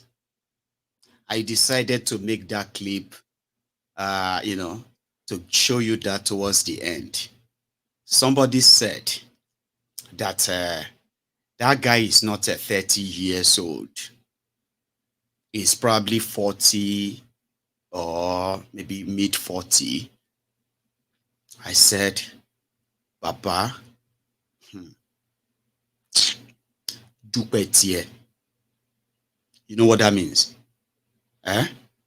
Be grateful for your life and for what you probably have managed to, you know what I mean, like wherever you have managed to get to in life. Poverty is such a very, very, very, very, very, very, very, very, very, very, very, very bad thing. Like you can use that very, very, very, very, like it's that deep. You know? Poverty will reduce everything in you, including the humanity in you. It will reduce you to absolute almost nothing. Then it will now expose you to a different kind of danger. A lot of you may not understand, right? So many things that you are facing in life today that are just like unnecessarily and all that, right? And poverty, that's how bad it is. And when the poverty kind of hit and hold you, you can't begin the hold, like you can't begin the age. Even your friends, right, who have seen you maybe for a long time, they probably will think they are seeing an old man. That's how poverty, poverty can change the shape of your face, shape of your body, the color of your skin. Okay? And to make it worse, poverty can also blind you. It reduces people to nothing. There's nothing pride or in any way prideful in being poor. And that is why when you see a system that glorifies poverty, the system that breeds poverty, you should see it as, like I do say, a weapon fashioned against you. You know, you tell me I'm okay. Say it to my face that I am lying. When some of you will say, when God answered your prayer, now then you realize that you are actually not really that black. You are a light-skinned person. But throughout your life, now blacky that they call you, Abi? I'm just saying, And how many of you who have seen they will say, okay, well, the way you are approached with respect and the rest of that, all that stuff, they come with, how you present or how you appear or something like that, or something you have to offer, so to say. You can see wretched people. And to make it worse, like I said, you are vulnerable to different attacks. Okay? When they are saying spiritual attack, now go they see say spiritual attack, they attack you. When they say what do you call it? Pickpockets. Now you. When they say all things that are just like ordinarily. Should never find your ways. It will just kind of be happening to you, and then you'll be every day crying and screaming. And before you know it, there are people who don't have that strong will or strong mind. To actually finish the race. So many others, because as they say, this life is a race. And as a Nigerian, that the world has already been rigged against you. The world is leading us by 4-0 before we were born. So we then have to kind of start the race, the race of life. Some of you have managed to get to 4-2 with life. Some of you have managed to get to 4-3. In fact, some of you have gotten to like a draw with life. In fact, some of you have succeeded to the point that you are now leading the world that was once leading you. You know what I mean? From small to where you are today. Now, as you are today, everything that you used to actually pray for, they are now at your beck and calls, because you have drawn them, you have drawn with the world, you are no longer rigged out and the rest, Abi. Or you see, for those who won't finish that race because the system is rigged against them, what will happen at the end of the day when they don't finish the race? Now the race, they finish them. Some run mad, but they don't know. Do you understand? And if you don't believe me, just look around the social media today. You see people like that guy, entitled, effed up young men and women. Why am I not why am I not all right? Why are those people better than me? What is the reason why they cannot help me? They should be able to help me. I have to be like, you know what I mean? So in that state of mind, young Nigerians have been ruined. Many young Nigerians have been destroyed. A lot of them are walking on that streets right now. They are just existing for existence sake. No thanks to the criminals ruining Nigeria. So when I heard that guy talking about his mom, my mom should be giving me 50,000. I was like, want to finish it. Sometimes they will say They don't use that one. They don't use them. Now Nigeria happened to them. And there are many like that. Young people who can no longer think straight, who can no longer have a proper conversation anymore. They are so entitled and they are open for easy manipulation. Just give them something that makes them so happy. Something that they feel like, wow. When we got to that place, when they opened the bar, I said, now I go die today. The man said we can drink anything we want to drink. Then whatever you want them to do when they are drinking, they will do it. There are many, many young people like that. And APC and all these your political criminals knows them. There are so many of you who are doing everything to end up in that mad asylum state of mind. When Nigeria finish with you, for those of you who are defending these criminals, Baba, you will become that kind of a weary that will not know that he's already a weary. And there are many like you. So the brethren on the platform, it's a lesson to all of you. Okay? Sometimes when you click, when you jam all these wearies on social media and they come around to begin to like drop nonsense. Some of them are mad people. That they have access to social media doesn't mean that they are not mad. Mad madama destigidinio. Some of them are wearing suit. You know me say they get mad, they don't get madness. So and now you should take care of your own mental health. When you look at them, when you read this stuff, and you read it, move on. If you don't want to see them again, block them. Okay? Because the APC, Egbekebe, is breeding this kind of young men that look like 70 years old men and women. They are there. Okay? They are those that they have been incubated. Do you understand? So when you see them on social media, do not entertain them and keep your sanity, by the way. So I'll leave it at that. Because I don't think you even need my advice, because everybody they craze now. Because as it is, people are like, no, you call me this, if you give me 5, I'll give you 10. It's okay, yeah. Everybody they mentor the craze then, right? I'll leave it at that. And I am going to go make myself another cup of tea, okay? Then I will come back to take calls. I think we should take calls tonight for those who might want to react to this evening's chats. What do you think? No? Okay, we will take calls. So I'm going to go make myself another cup of tea. And I will be back. The number is right there on the screen. But if you have to leave, remember you need to like the broadcast. And don't worry, just like it and leave if you have to. Or pick up the phone and call in. I'll be back.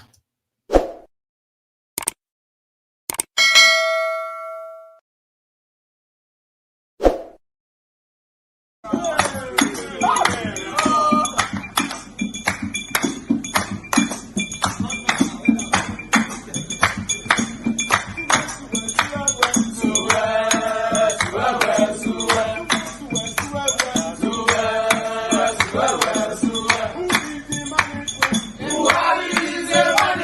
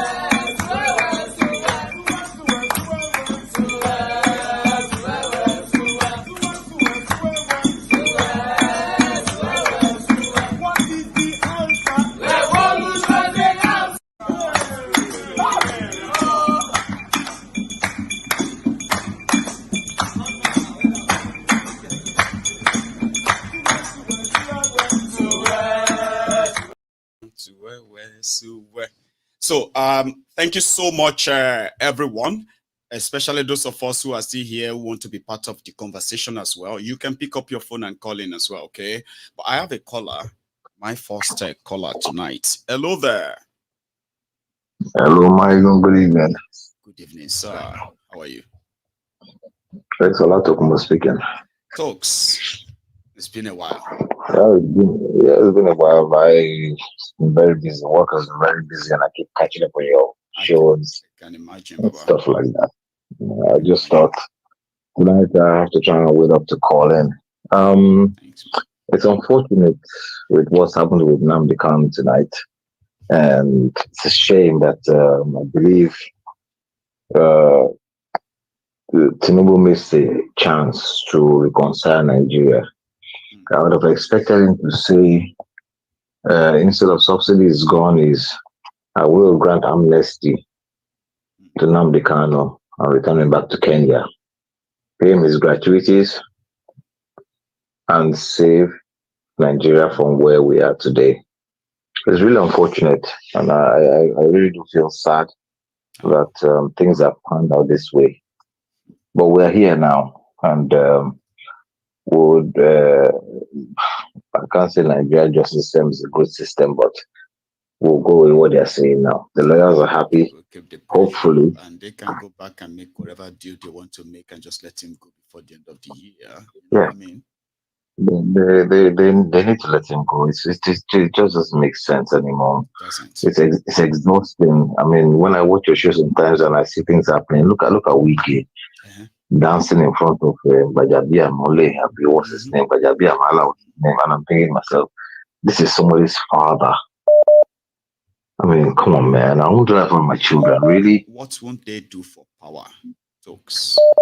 Maiyegun, I tell people that there are no more noble men on this planet, especially in Nigeria. No more noble men.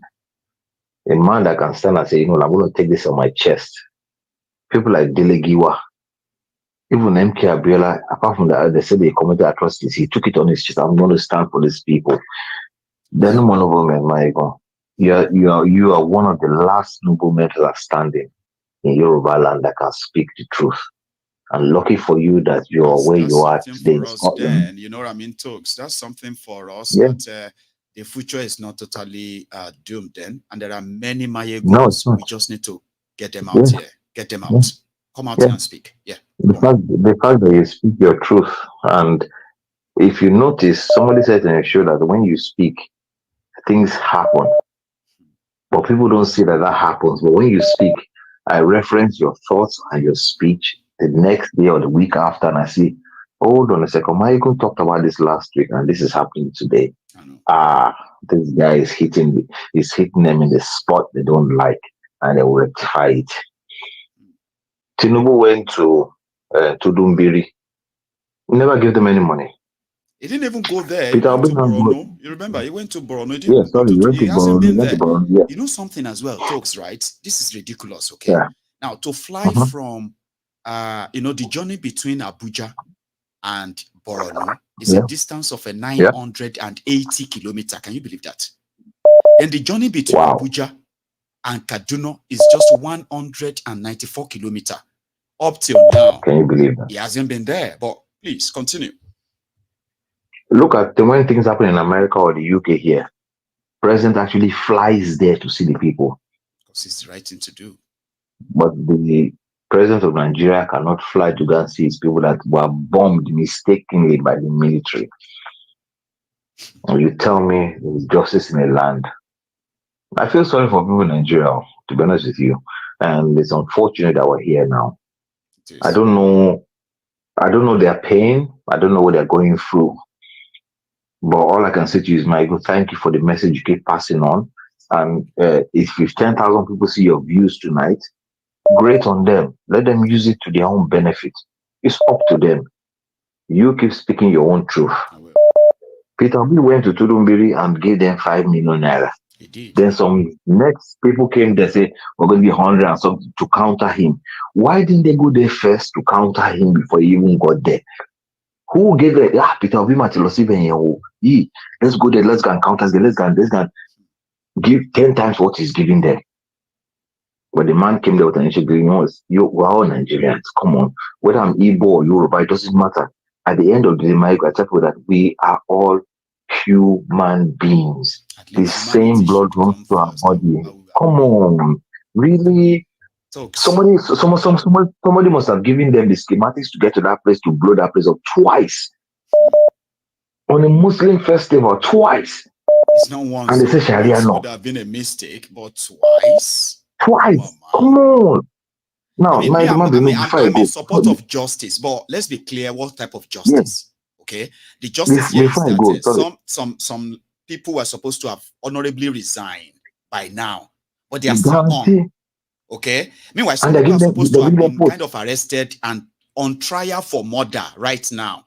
Okay, but they are not. So, which justice are they raising money for, if not for the future political game, Baba? They don't care about those guys. As Nigeria be now, I saw that NSCDC guy, and they're telling me that they ask you, what is the website of NSCDC? Maiyegun, please, what is the website of Diaspora International? Well, it's very easy now. You just say www.diasporainternational.com. Easy. He said, yeah, of course. Now. He said www.nscdc. Well, he said www. Well, look at the guy today. He was referring to a guy at the top. Now he's one of the guys at the top now. He's not a top boy. Maiyegun, let me tell you, thank you very much for everything you're doing. I greet everybody in the house. It's been a long time. I've been here watching in the shadows. Take it easy, okay? Your message from you as well. Get to me. Thank you. Thank you so much, Maiyegun. Have a good evening. My blessed family. Thanks a lot. Chike is with us this evening, and it seems that my people are being generous again this evening. Okay, and that's when you begin to see all those different colors, the super chat and the rest. So Chike, God bless you. You've always been very kind of that generous. Prince JJ Man, we were all watching you this evening, and I bet you were watching yourself too. Yes, so Maiyegun General. The Prince. This is Prince JJ Man representing IPOB for live. We saw you today, even though they wanted us to come and not see this as a bit of a bad, but you know, if you just see it as a little delay, they are figuring it out. How do you see it? I mean, the Prince. Baba, first of all, I want to thank you. Thank you. You are a Biafran because they say anybody that loves justice is a Biafran. Biafran, Ojukwu once told them that you cannot enslave an Igbo man forever. He told, yes, before he died, this was one of his last press statement. Okay, he told Nigerians that you cannot enslave the Biafrans forever, and that is where we are today. Back to your question, you see, one thing we have to know is this: Nigeria have gone to the toilet, but getting to the toilet, they have to mash the shit, and the shit is smelling all over their body. Okay, they are where we are today. The investors who want to come to Nigeria, they can see what they will meet when they eventually come. Because in a country where justice, the Supreme Court do not know what justice delay and justice deny, what is all about now. Justice delay is justice denied. We shouldn't kind of pretend. So the Supreme Court is now a bandit and a Sharia technicality court. That's what we are experiencing now. It's a shame. It's a shame, and the shame will continue until Nigeria finally goes down. Because Nigeria as it is now, everybody is like a wounded lion. And a wounded lion have when it strikes, you may never recover from it. Okay, so Maiyegun General, what they have done in the court today They can never put our spirit down. You know, one thing they should know is that, and that's why I always kind of share, you know, the courage and the gathering, the enthusiasm of the IPOB members, the Biafrans, all over the world, wherever I see them gathered, because some people don't even understand what this means generally to an average Igbo person or Igbo man or woman, and they don't want to know. So we got to show them. Okay, they want to paint a picture of some ragtag, you know, on court, you know, some people that you cannot really associate with. These are the people called IPOB. They've spent so much money pushing that propaganda in Nigeria. You know that? And there are those who are believing that, oh yeah, maybe IPOB. I said, no. These are responsible, honorable men and women, successful in their own different lives, all over the world, who are just done with Nigeria. And if they are given that chance today, they will choose that Biafra. How hard is that for people to understand and accept? Maiyegun, God bless you, and you will continue to prosper. Amen. You see, Maiyegun, where we are today is referendum and referendum. You see, UK is not a call for war, and it's never a crime. It's only a crime in Nigeria because they have an ulterior motive. Nigeria is a crime scene. Nigeria is being run by criminal gangs called themselves government. And this cannot continue. No. They should go and learn from history.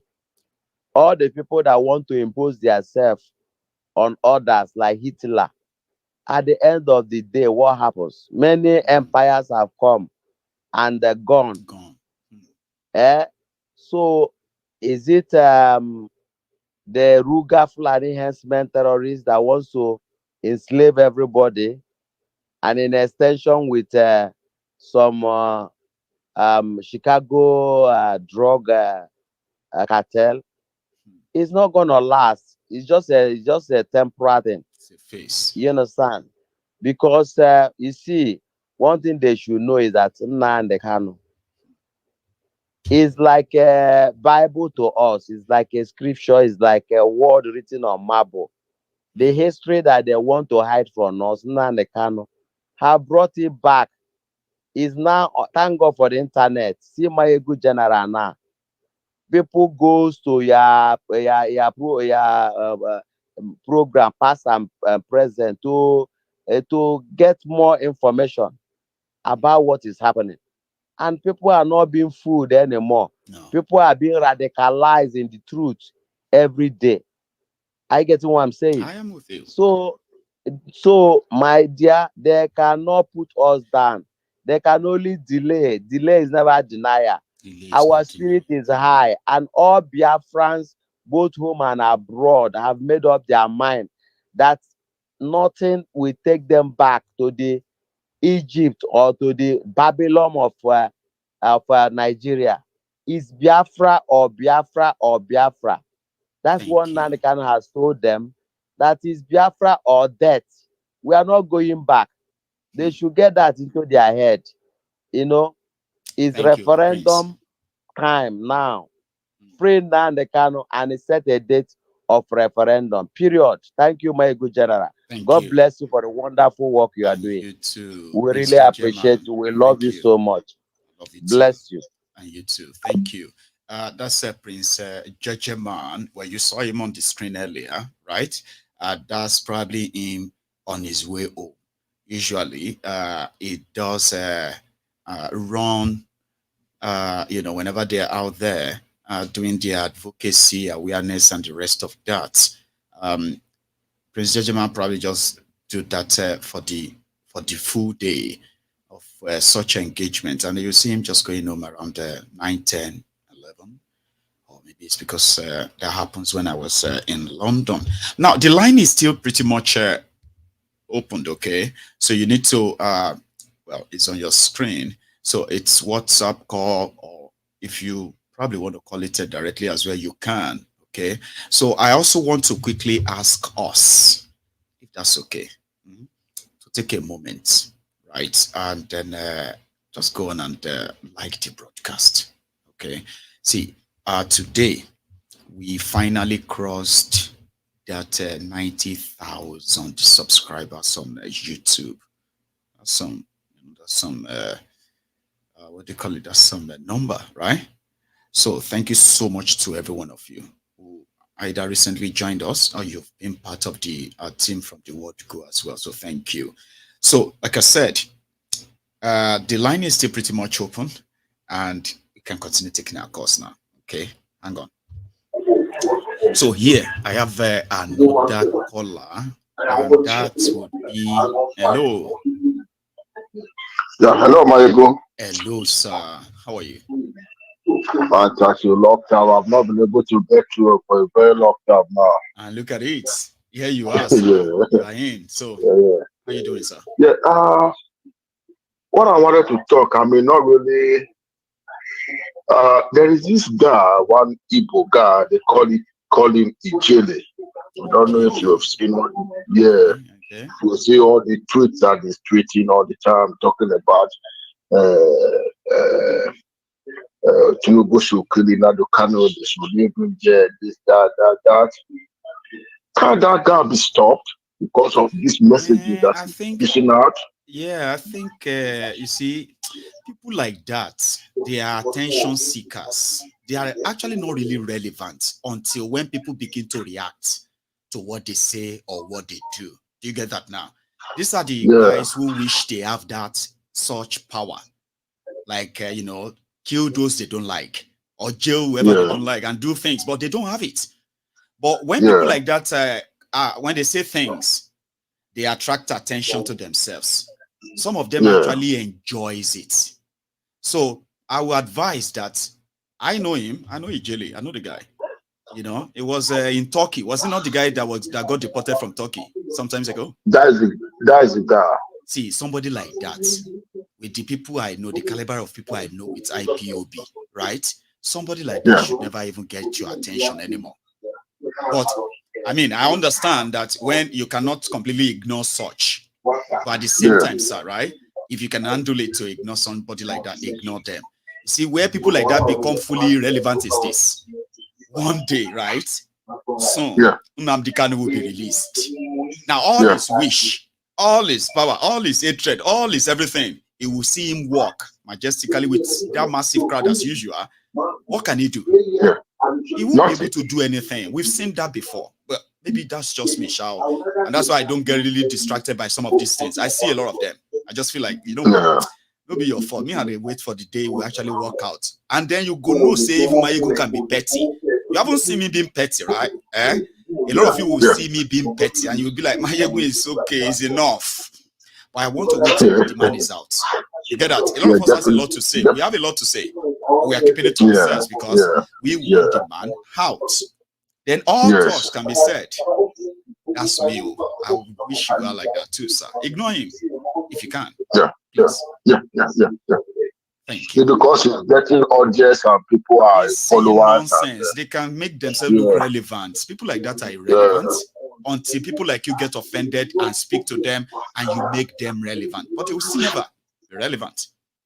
You know, a lot of people who are living off the name of Nnamdi Kanu until they couldn't meet up anymore. There were those who were living off his name, you know. Then election came. We saw where all of them went. So people like that shouldn't bother you, please. And those who are listening to me as well. That's how I deal with them all. And I encourage all of you to try same. Ignore them. You know? God bless you. Thanks for saying this. Will go a long way. God bless you. Yeah, thanks a lot, sir. You have a good one, okay? And you take it easy. See, what I say to you, sometimes people say, oh, Maiyegun is... See, sometimes some of those things pain me too. There are things, people will say things about Yorubas, okay? Because they want to respond back to those who are saying rubbish about the Igbos. So I will see people say nonsense about the Igbos. I will read both. I will read all of them engaging themselves. Majority of them actually breaks heart. Not what they are saying, but the energy they are putting into it to outdo one another. Igbos this, Yoruba that, this one did, that one that. I see all of them, and I've never been tempted to say something. Because to me, they They are not really relevant, except you make them relevant. Guess. So yeah. Oh, did I just miss your call? I asked somebody who was right there on the line, and I lost them earlier, but I think I got him back. Ahmed. General. How are you, Baba? Baba, how far now? I just do. Same. But look at us today. We're meant to be kind of discussing what is next now that Mazi is out, but they decided to delay it. I'm telling you. Myself, I just enter, not to watch the program. One, if you finish, and I go take them back. Then you'll start watching from the beginning. Sorry about that. I see there are so many things we discussed tonight. But you know, I've already has told we're a weekend not to come back to Rivers State, or else he go hear him. So no, really, where would you like to go, Ahmed? You know, let me start with the judgment today on Nnamdi Kanu. You know, we already know. We already know where it's gonna end. We know they are not ready to let him go, because all the people around there, they are all cowards. We know them. They are all a bunch of cowards. You know, they never even carry physical fights go meet them. Now still battle, now still talk. Yabi make I yabi, yabi make I yabi. Make I dig waiting you don't dig, waiting you don't do, make I dig and come out. So that thing, if they fear them, say people eye they open every day. Do you know how many thousands of people Nnamdi Kanu has like opened their eye? They've seen it, they've understood. Like a lot of us, like there are things that we are just like trying to you know, kind of like tackle my but there was a way he put some stuff out there. Like you cannot shy away from it. You can never shy away. I mean, you will definitely take that talk and you will follow what he has said, because things that get you thinking. It's to get you thinking that you either wanted to go out to try to want to prove him wrong, only to prove him right. I mean, people see. You know what some people told me, Ahmed? They said, it is sad for them. Like they are so like sad that they would have to agree with Nnamdi Kanu. That I would have to agree with what Nnamdi Kanu has been saying. And I'm one of those who call him a madman. I'm not one of those who said this. I'm one of those who said that. Some of them are now saying that it is so painful for them, but they have no choice than to agree with him that, wow, it's Maiyegun, at this point, we still see people that still see like all he's doing is the man. Okay, imagine when you posted something and you said, Nigeria is something. You posted something on Facebook, I think like 6-7 hours ago. So someone was on there. He was like, Oga, come back home and come protest. Before I go come back, people like they don't reach like almost 5 or 6. They don't give a reply. You know that people they tell me say Maiyegun, you bring yourself down when you reply these people. Leave them for us. We'll go handle them for you. No, leave them. And I started leaving them for you. I just see, just like as your papa won't take wrong come out. So if you say I die, last him die, you no get chance come out, go give you better life. So you won't make him come back, come join you for that useless life. Abi, really don't bet ya. Secondly, you see Asari Dokubo. He go do waiting. I watched his stuff yesterday. His own rant. So I think it was yesterday. Yeah, it was. It was yesterday. So you see that one, in day for lawless country, we be saying lawless things they happen.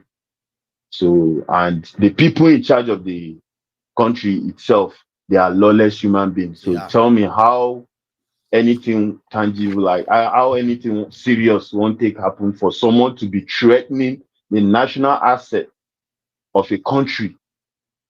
And she just says it, and that's it. Nothing is going to happen, because the people that claim to be protecting it, the people that claim to have a say over it. They are the main people that are destroying that stuff. They are the main people destroying it. Ahmed, so it's a help. Is protecting the pipeline, and Tompolo, the former militant leader. Now, Nigerian military, Nigerian Navy, who are supposed to be patrolling the water, keeping the water safe. Yeah. Tompolo can they arrest Nigerian Navy for oil bunkering, stealing crude oil. You don't hear that one before? Now, as militants can arrest Navy. Maiyegun, Nigeria are very useless. Now they're very useless place. Now very useless place. You see now for Nigeria, you go come where you say you go see different uniform. Different kind of uniform. You say some self now don't they carry weapon. Because okay, now look at it this way. You have police and you have civil defense. What is the use of civil defense? What is their use? Job of the what police? Internal security? Why can't you just do you know that as police day, Amotekun wey you see say them create, they feel use and coffee depot civil defense. Could just every state will have their own security. Exactly. That would be more effective than having civil. What is the work of civil defense? Kilonshi. Most of them now they carry them go Niger Delta. It's a waste of resource. We have different forces. Duplication for Nigeria. Different forces and all of duplication that. Of Maiyegun here.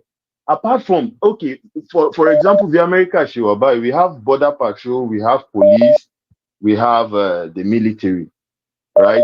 And immigration border patrol almost they work the same custom. They work all in hands. You understand? That's right. But now only military I see they get plenty branches. Where we say we have the Marines, we have the Space Force now, we have the Army, we have the Navy SEAL, we have the Navy, we have the what's it called? Coast Guard. And inside them again, we still have the ones that are active. We have reservists. And Donald we Trump have National Guard. did he manage to do that anyway? He added the Space Force too, so that you have army in the space. Force, yeah. Space they Force actually launched that too. It's just that it's not being like Force, Yeah, but Space Force, over on the Air Force, but one try like they train with the Air Force and stuff like that. Yeah, they train with the Air Force, but it's in lock on one try like separate. They are just still on it, And the reason why America has the reason why America has a whole bunch of this is because America is a country that what if you just see America, but they know they have so many with the forces, yes. So with those kind, as in American one share if you do anyhow, you see anyhow. So that if you get anything from mind, make you just keep on for your mind. Why is this happening? Is because they want to defend their country. So tell me, people who are passionate to defend their country, how would they be passionate in destroying it? That only happens in Nigeria. They have passion. They have passion. They have passion to destroy the country. They have passion to destroy the country. That is why their military. That is why Maiyegun, their military is underpaid. In the military here, Maiyegun, they don't really pay military that good. You can get good jobs out there that is going to pay you good money. But the kind of benefit that comes in the military here, it's not similar. You cannot find it anywhere easily. You can't find it, Maiyegun. The kind of benefit Tobawa, Kotori benefits anywhere. One more, how many years be like an you know how many years you work inside? Yes. Because the military, they take care of you fine. They take care of you real good. Then? A soldier that want to come and take a bottle of what have you from your shop, take a crate of drink and say I've seized that as a soldier. You can't take that. Maiyegun, Nigerian military, a private soldier in Nigeria is being paid less than $50 every month. Less than $50 every month. Yes. Damn it, man. Tell me, how do you expect that kind of a person to be out there and fight with this? As in, that's in collect RC in you, in collect all this kind, everything we come with them. In get 100,000 in a month, less than $100. With the kind of way things just they skyrocket every day. You are underpaying your forces, you are underpaying your workers, you are underpaying everybody. And the main people will be saying that they underpay all this. And the main people will be saying that they underpay these people, they make the law. Most of them are illiterates. Most of them are they are into forgery. Your whole president, he forged everything. His certificate, we don't know where they come out from. Let me tell you something. Talking about a system that is so corrupt that the corruption is just not of this world, right? They said in Nigeria, right? They have something called the NFH or NHF or something like that, which has to do with housing. Okay, so what that has to do is that they will be deducting 6% of your salary annually. It's compulsory. But they did not. You didn't consent to that, though. Not because all of you consented, though, right? It's automatic. Now, what that means is that when they take that 6% of your salary annually, so you are contributing to the pool. Now, at a point, you'll be qualified to apply for loan to build your own house. Now, that loan, they have pegged it or sort of cap it at 10 million naira loan. Okay. So now to get back that loan, right? That could take forever on its own. Now your money, okay. Then normally you are supposed to kind of get that loan. And then you will be paying back a certain amount of a mortgage, okay, for a certain period of time until it's yours and all that, okay? Now, you know what they have done today? And in Nigeria today, majority of them don't even know they are deducting that money from them. Now, when they, to now access your money, this is not bank loan, no. Your money from a pool that you put it in is there by law. There is no money there. Oh, gone, stolen. And today, you can't even probably build a house of what do you call it, 10 million naira to retire into. Well, buy land, builders as well in what Nigeria is today. But the point here is this: a lot of people, if there is no corruption, a lot of people could have easily become homeowners. I'm talking about in their millions for about a decade or two now. But corruption makes them hit that money every now and then. Now we are talking about those being paid less than $100 a month that will never, ever own anything to their names without corruption. Maiyegun, look, let me tell you something. In the army, in the military here, right? If you join the military and you know what you're doing, just in 5 years, forget it. You need to, you would have put some things down that you yourself, you look at it like, because let me give you one example. There is something that you do when you're moving. There is something you do when you're moving from, maybe they assign you to another duty station. You're leaving to go to another duty station. And you have family, you have goods, you have to move them from one place to another. There are what we call DT move. When you do your PCS and you do a DT move. So that DT move, you have to do it online, everything. Then you go to a transport office on base, do everything, put everything in process. Then the army will give you 60% upfront for you to start your move. When you complete your move and you submit all the papers, truck logbow, box to renew, or tape to feed, tape and well, all the things that involves your moves, your meal, what you ate on the road, how many hotels did you sleep before you get to your duty station, everything with its receipt, you submit those stuff. and after you submit, they pay you the rest of your 40% back immediately. Guess what? And that money comes in less than 3 weeks. Guess what, Maiyegun? That money, you are not paying that money back. That money is what they give you to move. You say, pay one deducted from your salary, they give you to move because you are moving. Maiyegun, if you are moving, this last move where I leave the state where I move come, where are they? I made about $14,000, close to $15,000. They are not taking it from anywhere. They gave it to me to move.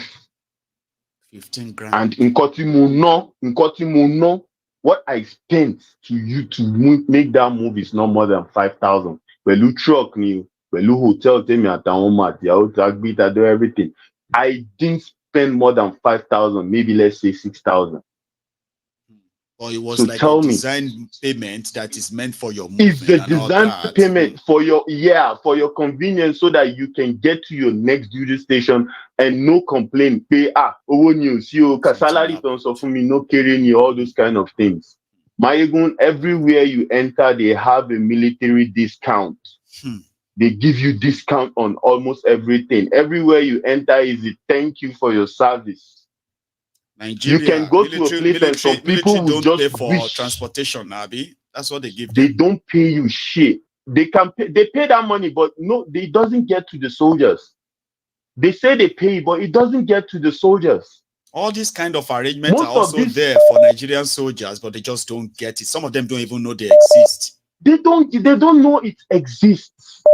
Even imagine, I have friends that are still in the military over there. Sometimes their bills, their health care bills, sometimes I just help them out when they are serving a country.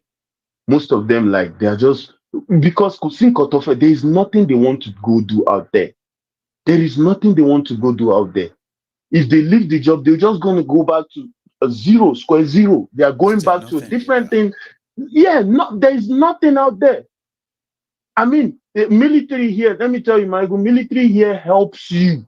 We used to have people that probably they are on the road, they don't have house, they don't even know where to start from. But you can go join the military and kickstart your life back. That's right. I've seen that. Move your life back. I've seen testimonies like that. You go back. You understand? You go back to where you used to be. The military helps you get back to your feet. Get you back on your feet, and you can enlist, and later you can just leave and go on with other things in life. And there's no worries. You can decide to sign a contract 2, 3, 4 years, do the contract and get out. And they will give you the best of the best trainees. You'll be given the best of the best platforms. If you go and look at most soldiers that left Nigeria, like us, we are saddened. We resign. We just carry ourselves. Okay, your people we don't go. They tell us say you don't do see paper. We just go. Just carry waka say we don't give them a chance. We go another place, they do something different. I mean, why would you defend something that hasn't done nothing for you? I ask people, I'll be like, tell me you love Nigeria. Tell me just one thing that Nigeria has done for you ever since you've been born. Just one thing. I promise you I'll give you something. If you can tell me just one thing, I'll give you something. You cannot tell me anything because there is nothing. Nothing is free. They don't give you anything.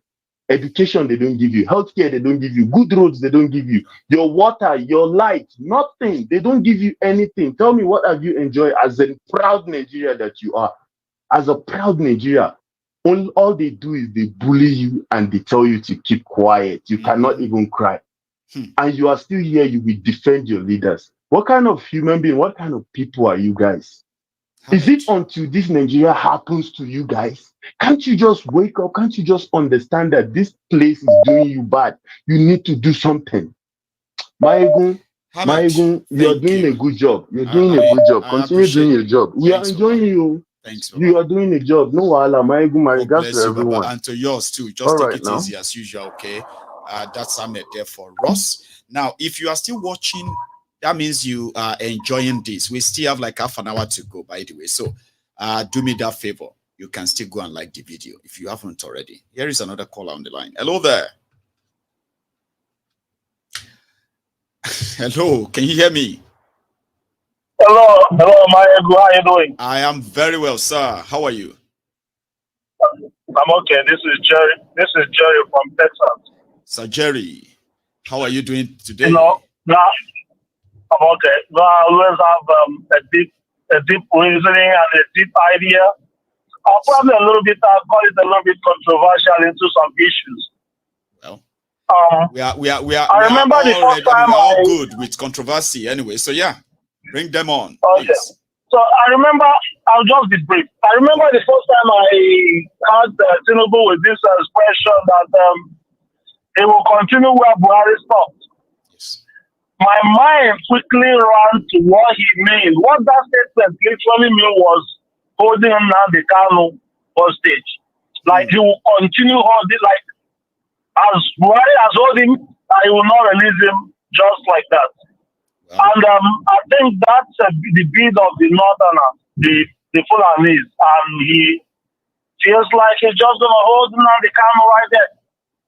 Probably just to make Buhari happy, because probably Buhari figure out that among most of the contestants, presidential contestants or candidates, none of them probably would work with his idea of holding Nnamdi Kanu. So probably he figured out that Tinubu will be a better person to do it.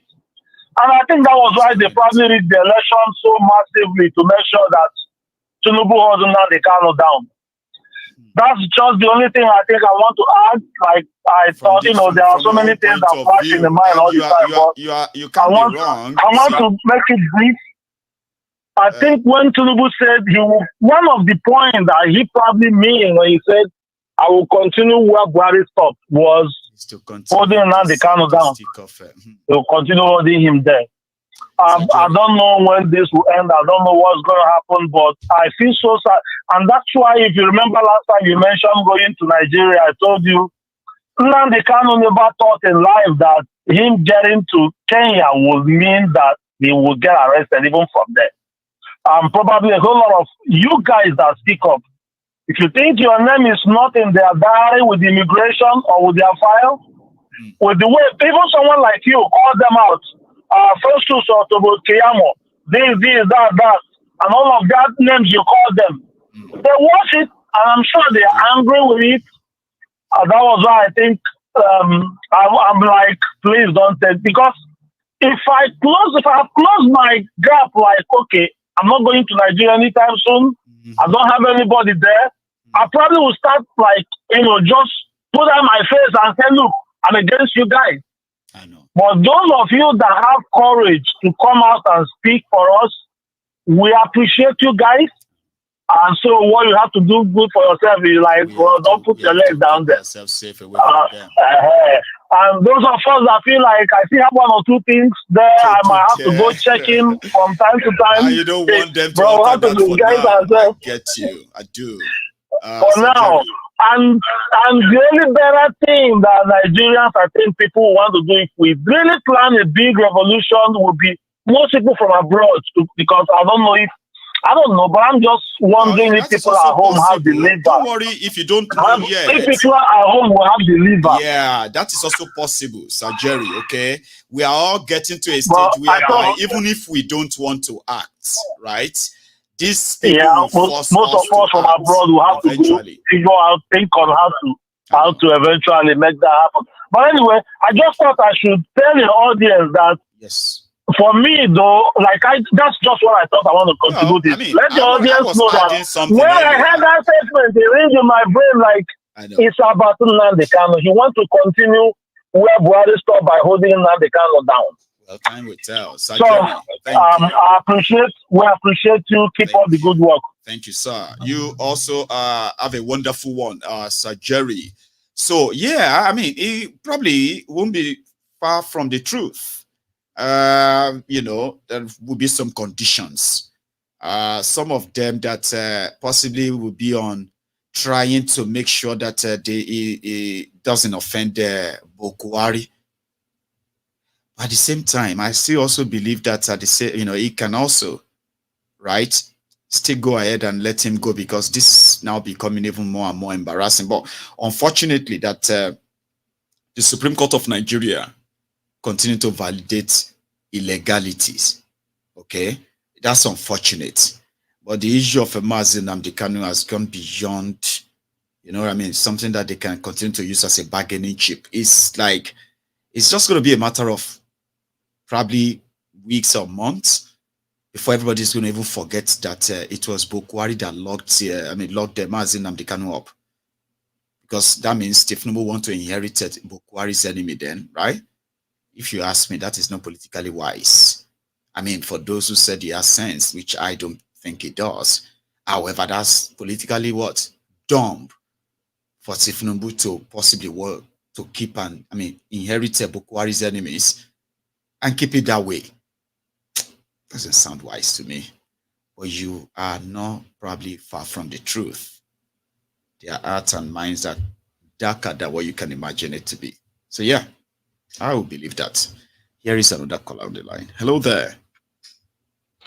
All hail Biafra, all hail Oduduwa. All hail Biafra, all hail Bro, how are you doing? I'm good, Maiyegun. How are you? Well, I'm fine, and thanks for asking. It's been a while, by the way. Yeah. Yes. It's been a while. You know, the struggle never stops. No. Another display of how shameful these people are. You know, they have no shame at all. They'll continue to prove us time after time that Nigeria is a zoo. And them holding Mazi is not going to stop. It's so ridiculous, Baba, that they agree that his rendition is wrong. They agreed that his invasion of his house, their invasion of his house is wrong. They also agreed that revoking his bill was wrong, and yet he should remain in detention. Does that even make any sense to these people? For real. They are afraid. They know what's coming. They know what's coming. Because, I mean, the way these people reason, I can imagine. Honestly, I'm afraid to want to even think of trying to be in their head and see the way they process their thoughts, because it's scary. Because how can you say this one individual is irrelevant, he's a nobody, yet you're still holding this guy? Obviously, you keep showing us time after time after time that this guy is actually a problem for you. You're scared of him. No doubt. You're losing sleepless nights. It's like a bone that's stuck on your throat. They don't know what to do. Let him go, Nigeria will break up instantly. Hold him, Nigeria will break. So what are they going to do? It's a dilemma. You know, more and more now, it's a big dilemma. I mean, those that were like against Mazi, now they're all on his side now. So they continue to keep, yeah. I mean, there's no way you could hide this. There's no way of, sweeping it under the rug. Like, it's so obvious and blatant that the country is done. It's completely useless. And I pity those that call in and talking about how we could save Nigeria or how we could make it better. My friends, madam, uncle, dede, anybody of you guys, please, you need to shine your eyes and see the writing on the wall. There's nothing you can do to change what's coming. And the more you keep supporting this system, you will also become a victim of it. It's just a matter of time. It's only a matter of time until Nigeria happens to you. Nigeria has happened to me more than 3 times already. Bless you. You know? I get very emotional when I talk about it, but we must stay strong for Mazi. We must stay strong for all the innocent people that they have locked up unjustly. You know? What is their end goal? What is their end goal? Biafra, he said, and everyone seems to agree.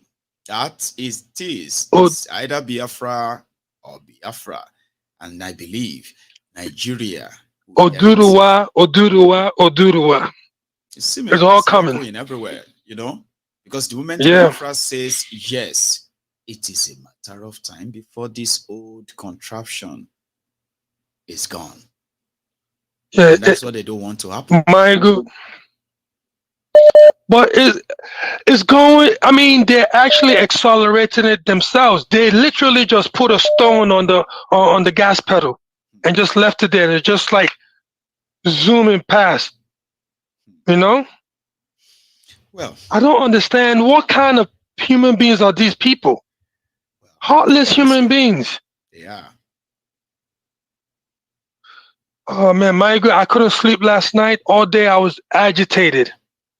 Really sorry, man. The last show, you predicted it. We all knew what was going to happen. But we just say, okay, let's just exactly to surprise us and please prove us wrong for the first time and say, well, you see, you thought there is no law. Now we have done it. What would you say now? And then we can come back and say, well, thanks for this. That's what we wanted you to do. Anyway, let him go, but they didn't. So they did not. They didn't. Disappointing. Well, ladies and gentlemen, the countdown has really begun for the destruction and the collapse of Nigeria. People, grab your popcorn, grab your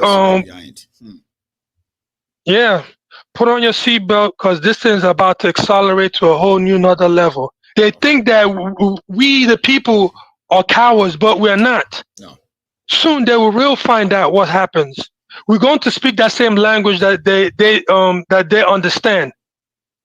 And I'm going to leave it like that. Oh, hell Biafra, oh, hell Duduwa. People, please like and subscribe. There's no way that is over 1,000, 2,000 people watching and there's only 782 people in likes. People, do your needful and click the like button, please. Tell them.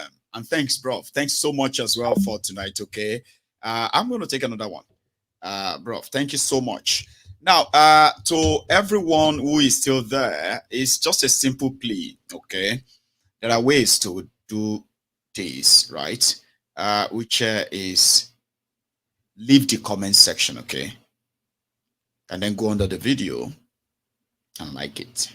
Just once. If you have done it, don't do it again. If you do it, you are taking it off. I promise you. So I have another caller, which is going to be the second to the last caller on this program tonight. We are getting close to the end of the program, but here, which is going to be hello there. Last program tonight. We are getting close to the end of the. Can you hear me? Hello. Hello, sir. You need to mute the podcast, please. Because I can hear myself. Maiyegun General. Yes, sir. You need to mute that broadcast. I can hear myself. You need to mute it. Can you hear me? Yes, I can hear you, sir. You need to mute that broadcast. I've been following your broadcast. Bless you, Baba. You need to go to another room so that we can hear ourselves. I've been following you for so many years. You're not listening to me. And I've always been on the line, but most times I don't have opportunity to talk. Can you hear me? We are not going to enjoy this, okay? You need to mute that broadcast so that you and I can talk on the phone. I can hear myself on your TV. I'm hearing you. I'm here. I can hear myself on your TV. You need to mute it so that you and I can speak on the phone. We can talk on the phone, please. Okay, is it clear now? I think it is now. It's better. Okay. Yeah, I was hearing myself back, so it means you are in the same room. So go on, sir. Okay. Maiyegun, my brother, Nigeria has been a very serious issue. It has been. It's like a sick man suffering from a serious disease, you know. I have some few comments because you get people from the US more than people from Europe. All of us are Nigerians, you know. Well, it's about how, the people have their tricks of calling in. And I just pick them randomly too. But you have your space now. Let's use it, okay? Yeah, let's start picking those points one by one now. Go on. Okay. Maiyegun, my brother, you have been doing a great job. I admire you so much. Thanks a lot. From my own side here, I've also been doing my little bit, also sharing your message more than 2-3 years now. God bless you, Mazi. Yeah, I've been following you, sharing your message. Only that it's difficult to get you on the line. So on this case of Nnamdi Kanu, my brother, Yes, sir. These people are actually the Supreme Court in the last few months. You know what happened there? They messed up really bad. I know. So they cannot just simply leave Nnamdi Kanu because they know that the whole country is angry with them. You know. So in your own messages, you always even before the Supreme Court judgment, you told people to lower their expectation. I started laughing. I said, this Maiyegun is something else. When you say lower your expectation, but today your own expectation was like high. And it's me inside me saying, Maiyegun, lower your own expectation. I'm the one saying it when I was watching you. I mean, see, you can't blame me, right? Because when it comes to this Nnamdi Kanu, right, it sort of eats differently. You know, sometimes when you sit down and you feel like, what could go wrong? Like we can see all the old shady criminal deals behind the scene, right? So what could really go wrong than for them to let him go? I mean, I betrayed my own advice. I couldn't help it because I wanted that man out. It was just like when we were expecting the Supreme Court to do the right thing. It's just the same thing. It's the same thing. It's the same thing. It's like when we were expecting every Nigeria was hoping Nigeria is going to change tomorrow. Supreme Court to do the and I was so clear right about that one, though, that I was telling everybody, don't believe it. But look at me, man. I kind of lose my guide, and it's for a good reason. And I really, really wanted to see him today. Feel you. Everybody expect that they, for once, they could do the right thing. But they choose not to. They can never do the right thing. And one thing let me not forget it is this. You know, I know that people are on the line to call. Okay. Yes, sir. Another thing there, and another thing is there sometimes is that like this issue of those people in abroad who understand nothing. There is one adage in my place. They say that, you know, Arochukwu is the first place that Europeans touch their food before coming inside Nigeria, the rest of the Nigeria. So my people say that if you go to Arochukwu, you don't learn anything. You can never learn anything in your life again. Say that in Igbo. Say so it in Igbo. If you travel to... Say that in Igbo. Say it. Ogabura Baraka. Ogabura Baraka. That's it. Arochukwu onwe him motara. That is, if you go to Aroshiku, so if you don't learn anything, Europe, you can never learn anything anywhere. After traveling to Europe and you learn nothing, and you see nothing happening around here, you can never learn in your whole life. Never learn anything. Today we have lost our home. We have no home again. Everybody here, even in Europe, Asia, everybody wanted to go home.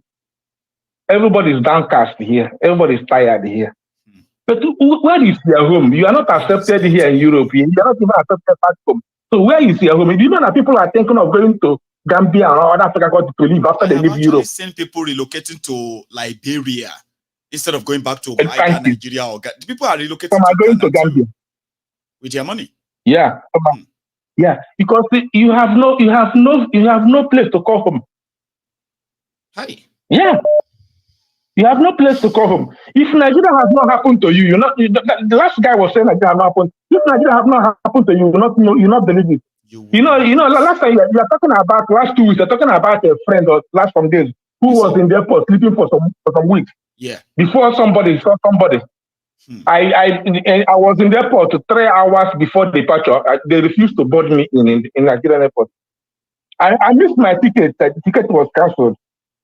I have the paper with me. You know that I think the following day when I came back, they said that I didn't come to the office. Nobody directed me to the office. Wow. Nobody said here is the office. 2 hours.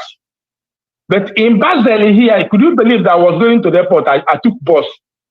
I have only 20 minutes. When they saw me, I give my passport. You let me take telephone and call them, stop that flight. Somebody because you could have even checked yourself in at home before you even go to the airport anyway. So that bag you are carrying, I have one small that one baggage. is just like saying, yeah, take my bag. Now I'm here.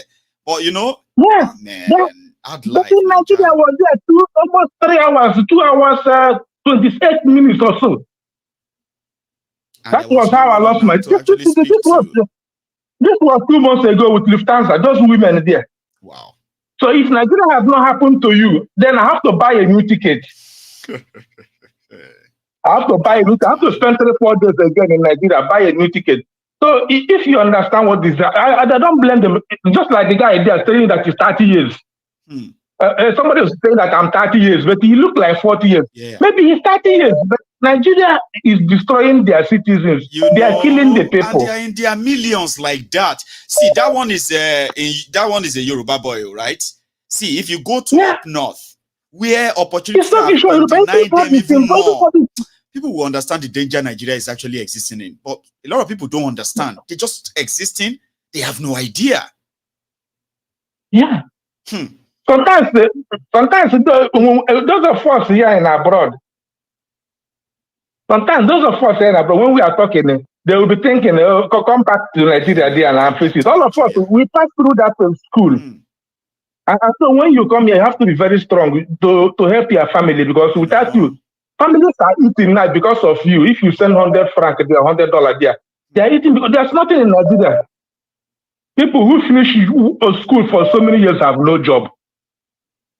So without those people you see here in abroad here now, we're not even enjoying as we're supposed to be enjoying, because the family depend on you.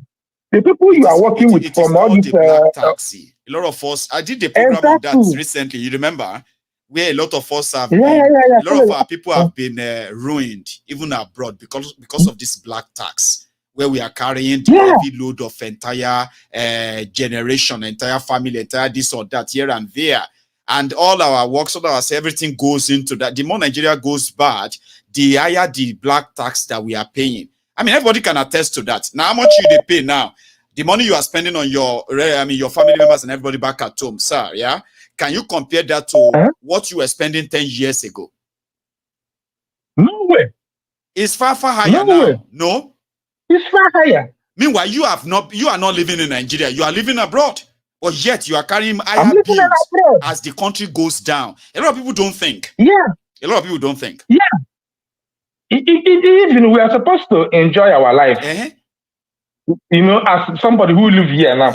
But you cannot enjoy your life because you have people on the line. When they work with, then they go holiday. Exactly. Where they collect more money than some of them. You know, if you even book small holiday for yourself to go and enjoy because your money don't go into black taxes. That you can't even tell anyone. They are riding nice cars, living in big houses. Nice cars, you know? Exactly. They are doing everything nice, but you the manager because you get responsibilities. But when you go to holidays in Nigeria, it's not a holiday. It's you're going to stress.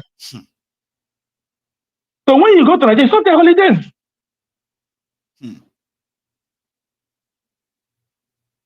Mazi. So we just hope tonight. We just hope Nigeria will do the right thing. But one thing, Maiyegun, you have to keep up your job. You must not reply everybody. I know. Some people cannot do what you are doing, and they know they cannot be, but they feel jealous that this person is doing this. You have to understand that you are sending a great message out there to everybody. So don't allow them to distract you because people are following you. Everybody, you are speaking the truth life. Thank you. In this moment of darkness. Thank you. They cannot cover Nnamdi. You will still come out much stronger than before. That's what they didn't see. I know. You understand? Yes, sir. But I cannot take the whole time. Other people I know on the line, Bless I appreciate you. I said it earlier. I said you and somebody else will be my last caller tonight, and you have actually made my night. Thank you. But one thing you didn't do, right? I also control the Facebook page Africans in Diaspora. I share your posts always. Oh, great! Then the one. I was going to ask that the only thing you didn't do was to tell me. I'm the one. Now I have the page. It's my page. Africans in Diaspora. Yeah, I do. Thank you so much, sir. Okay, and then you stay safe. Thanks. Have a nice evening. Yes, sir. Good night. Exactly. What is Odaro? God damn it! I know. I know. Okay, we'll come back to that sometimes later. My last caller is on the line. So here. Hello there. I'm the last caller. Great. Charm, is that you? It's me. Thank you. And you have my last caller tonight as well. It won't be your first time anyway. So yeah, you should know how the truth goes. Well. We are back again tonight, and I've just been told that I lost myself in expecting the Nigerian judiciary would do the right thing and release Nnamdi Kanu. And I said, well, I just couldn't help it. I didn't know everybody noticed. You know what I mean? Like, I didn't know that you noticed. You know what? I was so confident that it was coming out because I wanted him out, right? I didn't manage my expectation. Listen, we can't. We want to be right all the time, but we can't be right all the time. Right. And the thing is, you have to have hope, is it not? You know, sometimes you want to hope that in that zoo of a country, they can get. They said that there's a saying that goes, a broken clock gets it right once.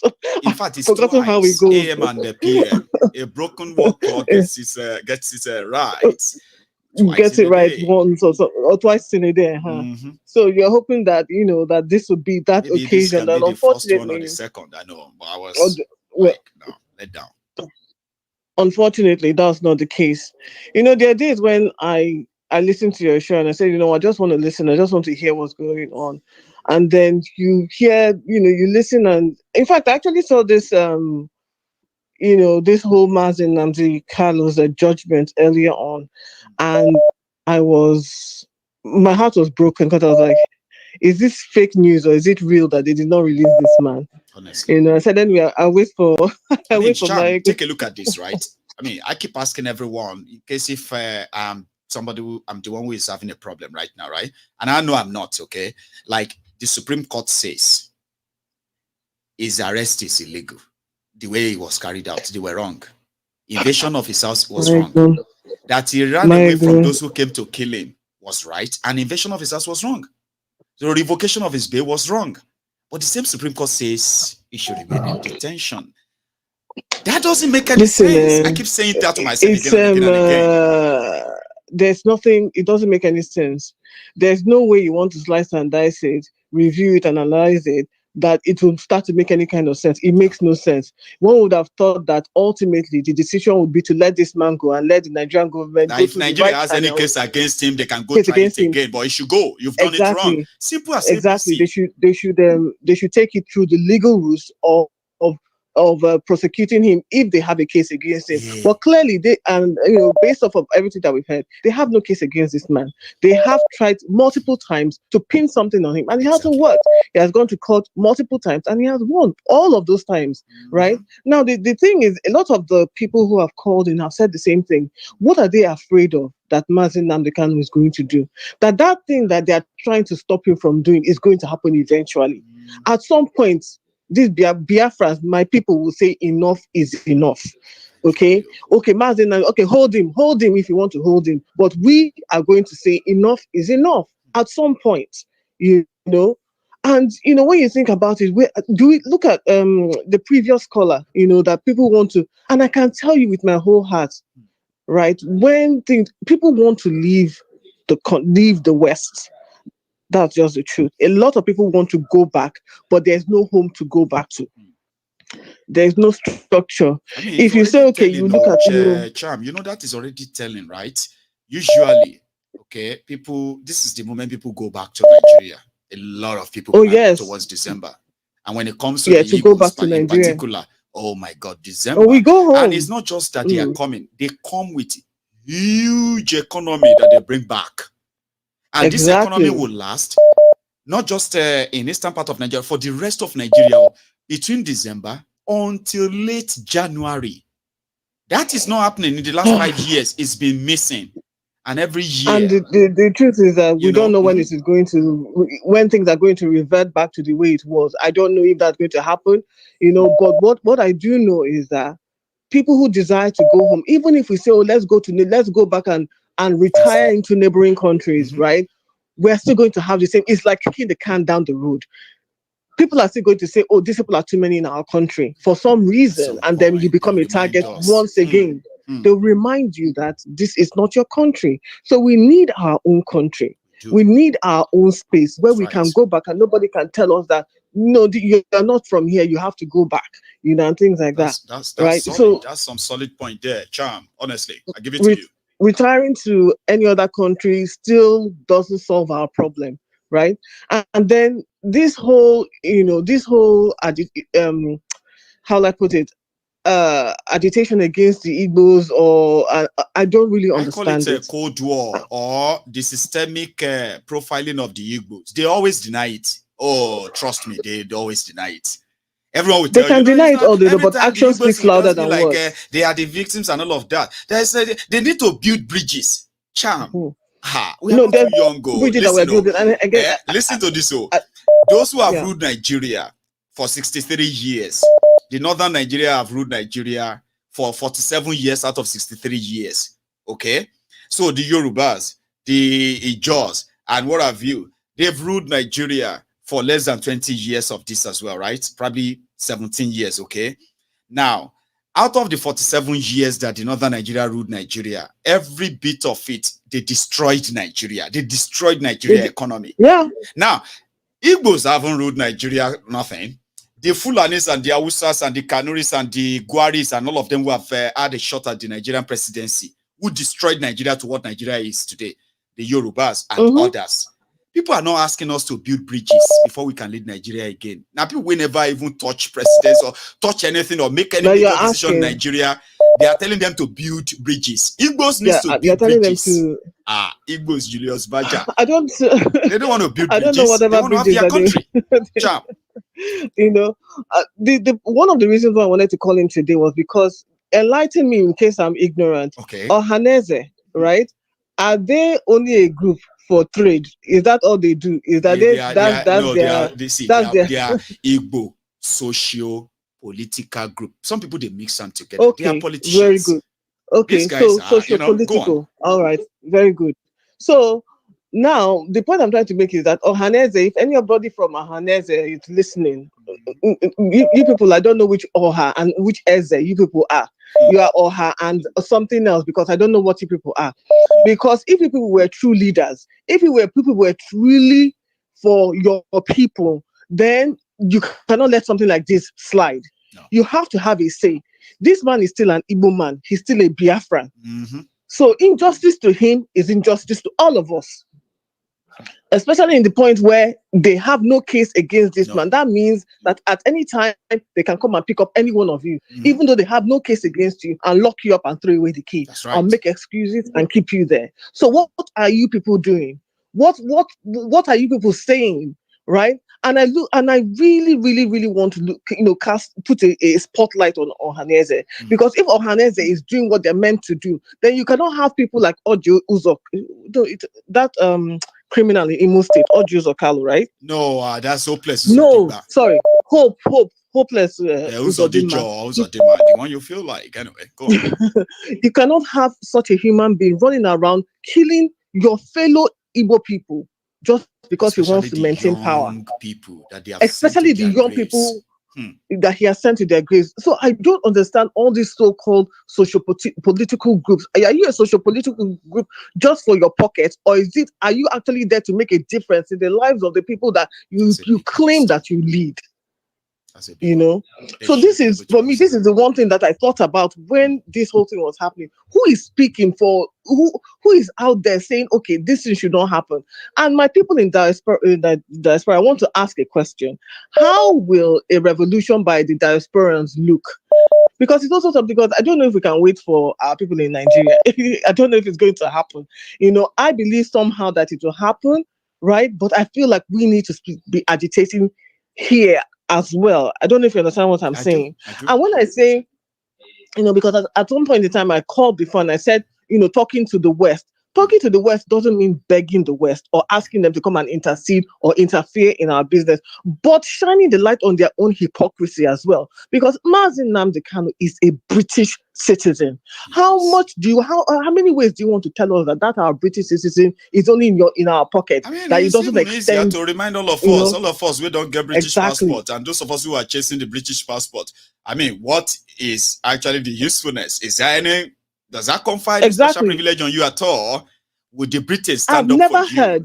in any circumstances? The answer is no. The answer is no. No, exactly. So and they have and they have shown us that. So we need to be calling them out on their own hypocrisy. Listen, I am ready to join any group that is serious, not the one that they don't know what they're doing. That I want people that are organized, right? People who know that they can target their message to the people who are there, like in the houses of commission and things like that.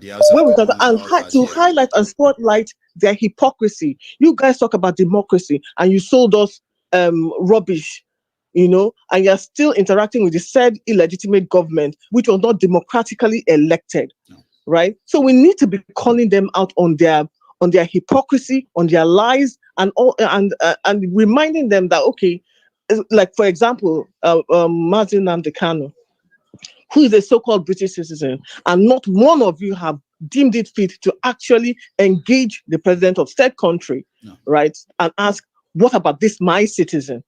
Because you claim he's your citizen, is he not? Well, it should be by all laws and everything in the UK chamber. We can see the political part of it. They said Nigeria is not turning up and they are not possibly making any real move anymore, unfortunately. Cham. See, not a lot to quickly. Not a lot to add.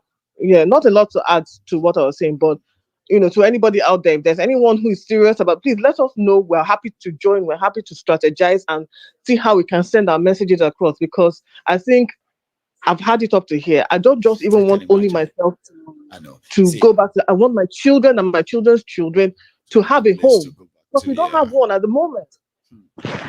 Anyway, thank you. I mean, I do rush people when the time is like over the hour. Anyway, you should know that, okay? So thank you so much. No worries. Again, okay? We will see you again. I promise. All right. Thank you very much. Good night. Yes, ma'am. And good night, Cham. So that's our lady there who has wrapped it up all for us tonight. I want to say a big thank you to every one of you who spent your evening again with me, Maiyegun, and all our our contributors, the callers, and those of you who took time and so busy in the comment section. I hope you had fun. You had fun, right? Director Scott, all of you now be like class captains on the MaiyegunsDiary Politico, the Temple of Truth, the YouTube branch. Director Scott, your meter too, everyone anyway. So thank you, okay? And to all my super chatters, all right, Chike and Co, thank you, okay? I will see you some other time, but remember this before you go. If you haven't really liked the video, please do that before you go. And you can also subscribe to the channel. I have actually crossed 90,000 there today. We have, and which means we are now 9,900 and 971. 9,971 to 100,000 subscribers. We will get there. Trust me. Thank you for all of your support and everything. Okay. If you watch, if you joined us midway for this broadcast, right? You can watch it from the beginning. Skip the first 5-7 minutes. Okay. And for those, for those who are going to watch the replay tomorrow, remember that will be in the afternoon. But you can watch the premiere in the morning. So thank you and good night.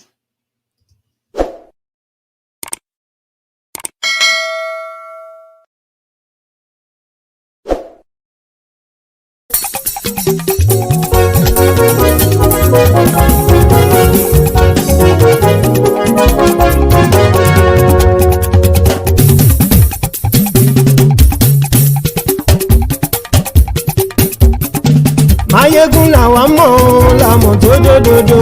Maiyegun Diary, Maiyegun number one. Maiyegun làwa mọ̀ làmọ̀ tó dòdòdò. Maiyegun Diary, Maiyegun number one. Maiyegun ti dé o, ọ̀rẹ́ ará ìlú. Maiyegun Diary, Maiyegun number one. Lórí Facebook, lórí YouTube. Maiyegun Diary, Maiyegun number one. Gbogbo bó ṣe ń lọ ni Maiyegun já wa sí. Maiyegun Diary, Maiyegun number one. Àṣírí ọ̀jẹ̀lú kì í bò níbẹ̀ o. Maiyegun Diary, Maiyegun number one. Bó bá ṣe eré, àní Maiyegun máa wí. Maiyegun Diary, Maiyegun number one. Ó sì tún ṣe eré, wàá gbọ́ níbẹ̀ o. Maiyegun Diary, Maiyegun number one. Maiyegun Diary, Diary Politico. Maiyegun Diary, Maiyegun number one. Godfatherism, kò sí lọ́rọ̀ Maiyegun. Maiyegun Diary, Maiyegun number one. Ẹ farabalẹ̀ sẹ́ o, kẹgọ́rọ̀ lẹ́nu o. Maiyegun Diary, Maiyegun number one. Àní Maiyegun làwa mọ̀ dódódódó. Maiyegun Diary, Maiyegun number one.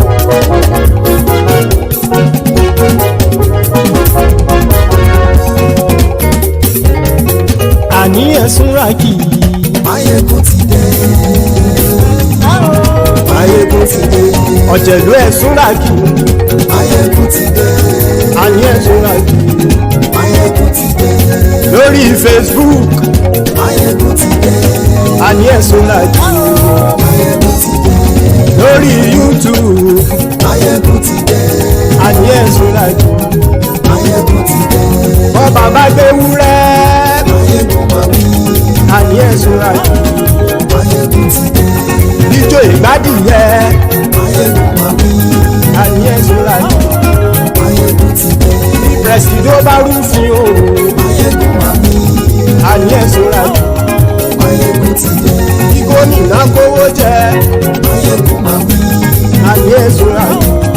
Maiyegun ti dé. Ọlọ́pàá ti ń darí bá. Maiyegun máa wí. Àní ẹ̀sùn ràkì. Maiyegun ti dé. Aṣòfin tí ń rúfin o. Maiyegun máa wí. Àní ẹ̀sùn ràkì. Maiyegun ti dé. Òkúra olóṣèlú. Maiyegun máa wí. Àní ẹ̀sùn ràkì. Maiyegun ti dé. Ọ̀jẹ̀lú ẹ̀sùn ràkì. Maiyegun ti dé. Àní ẹ̀sùn ràkì. Maiyegun ti dé.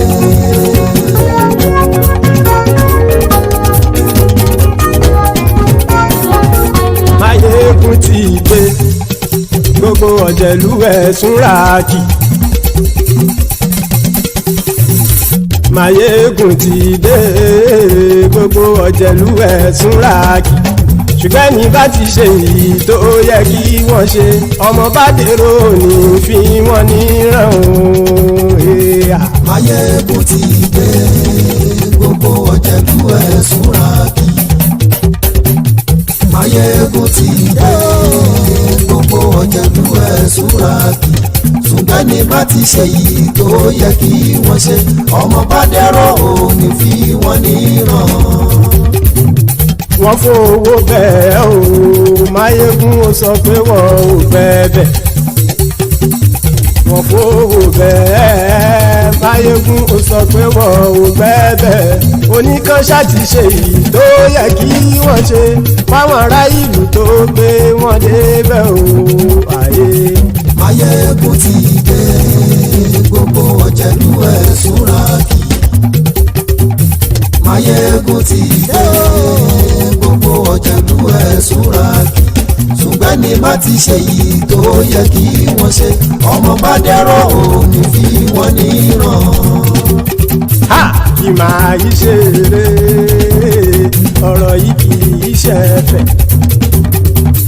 Kì máa yí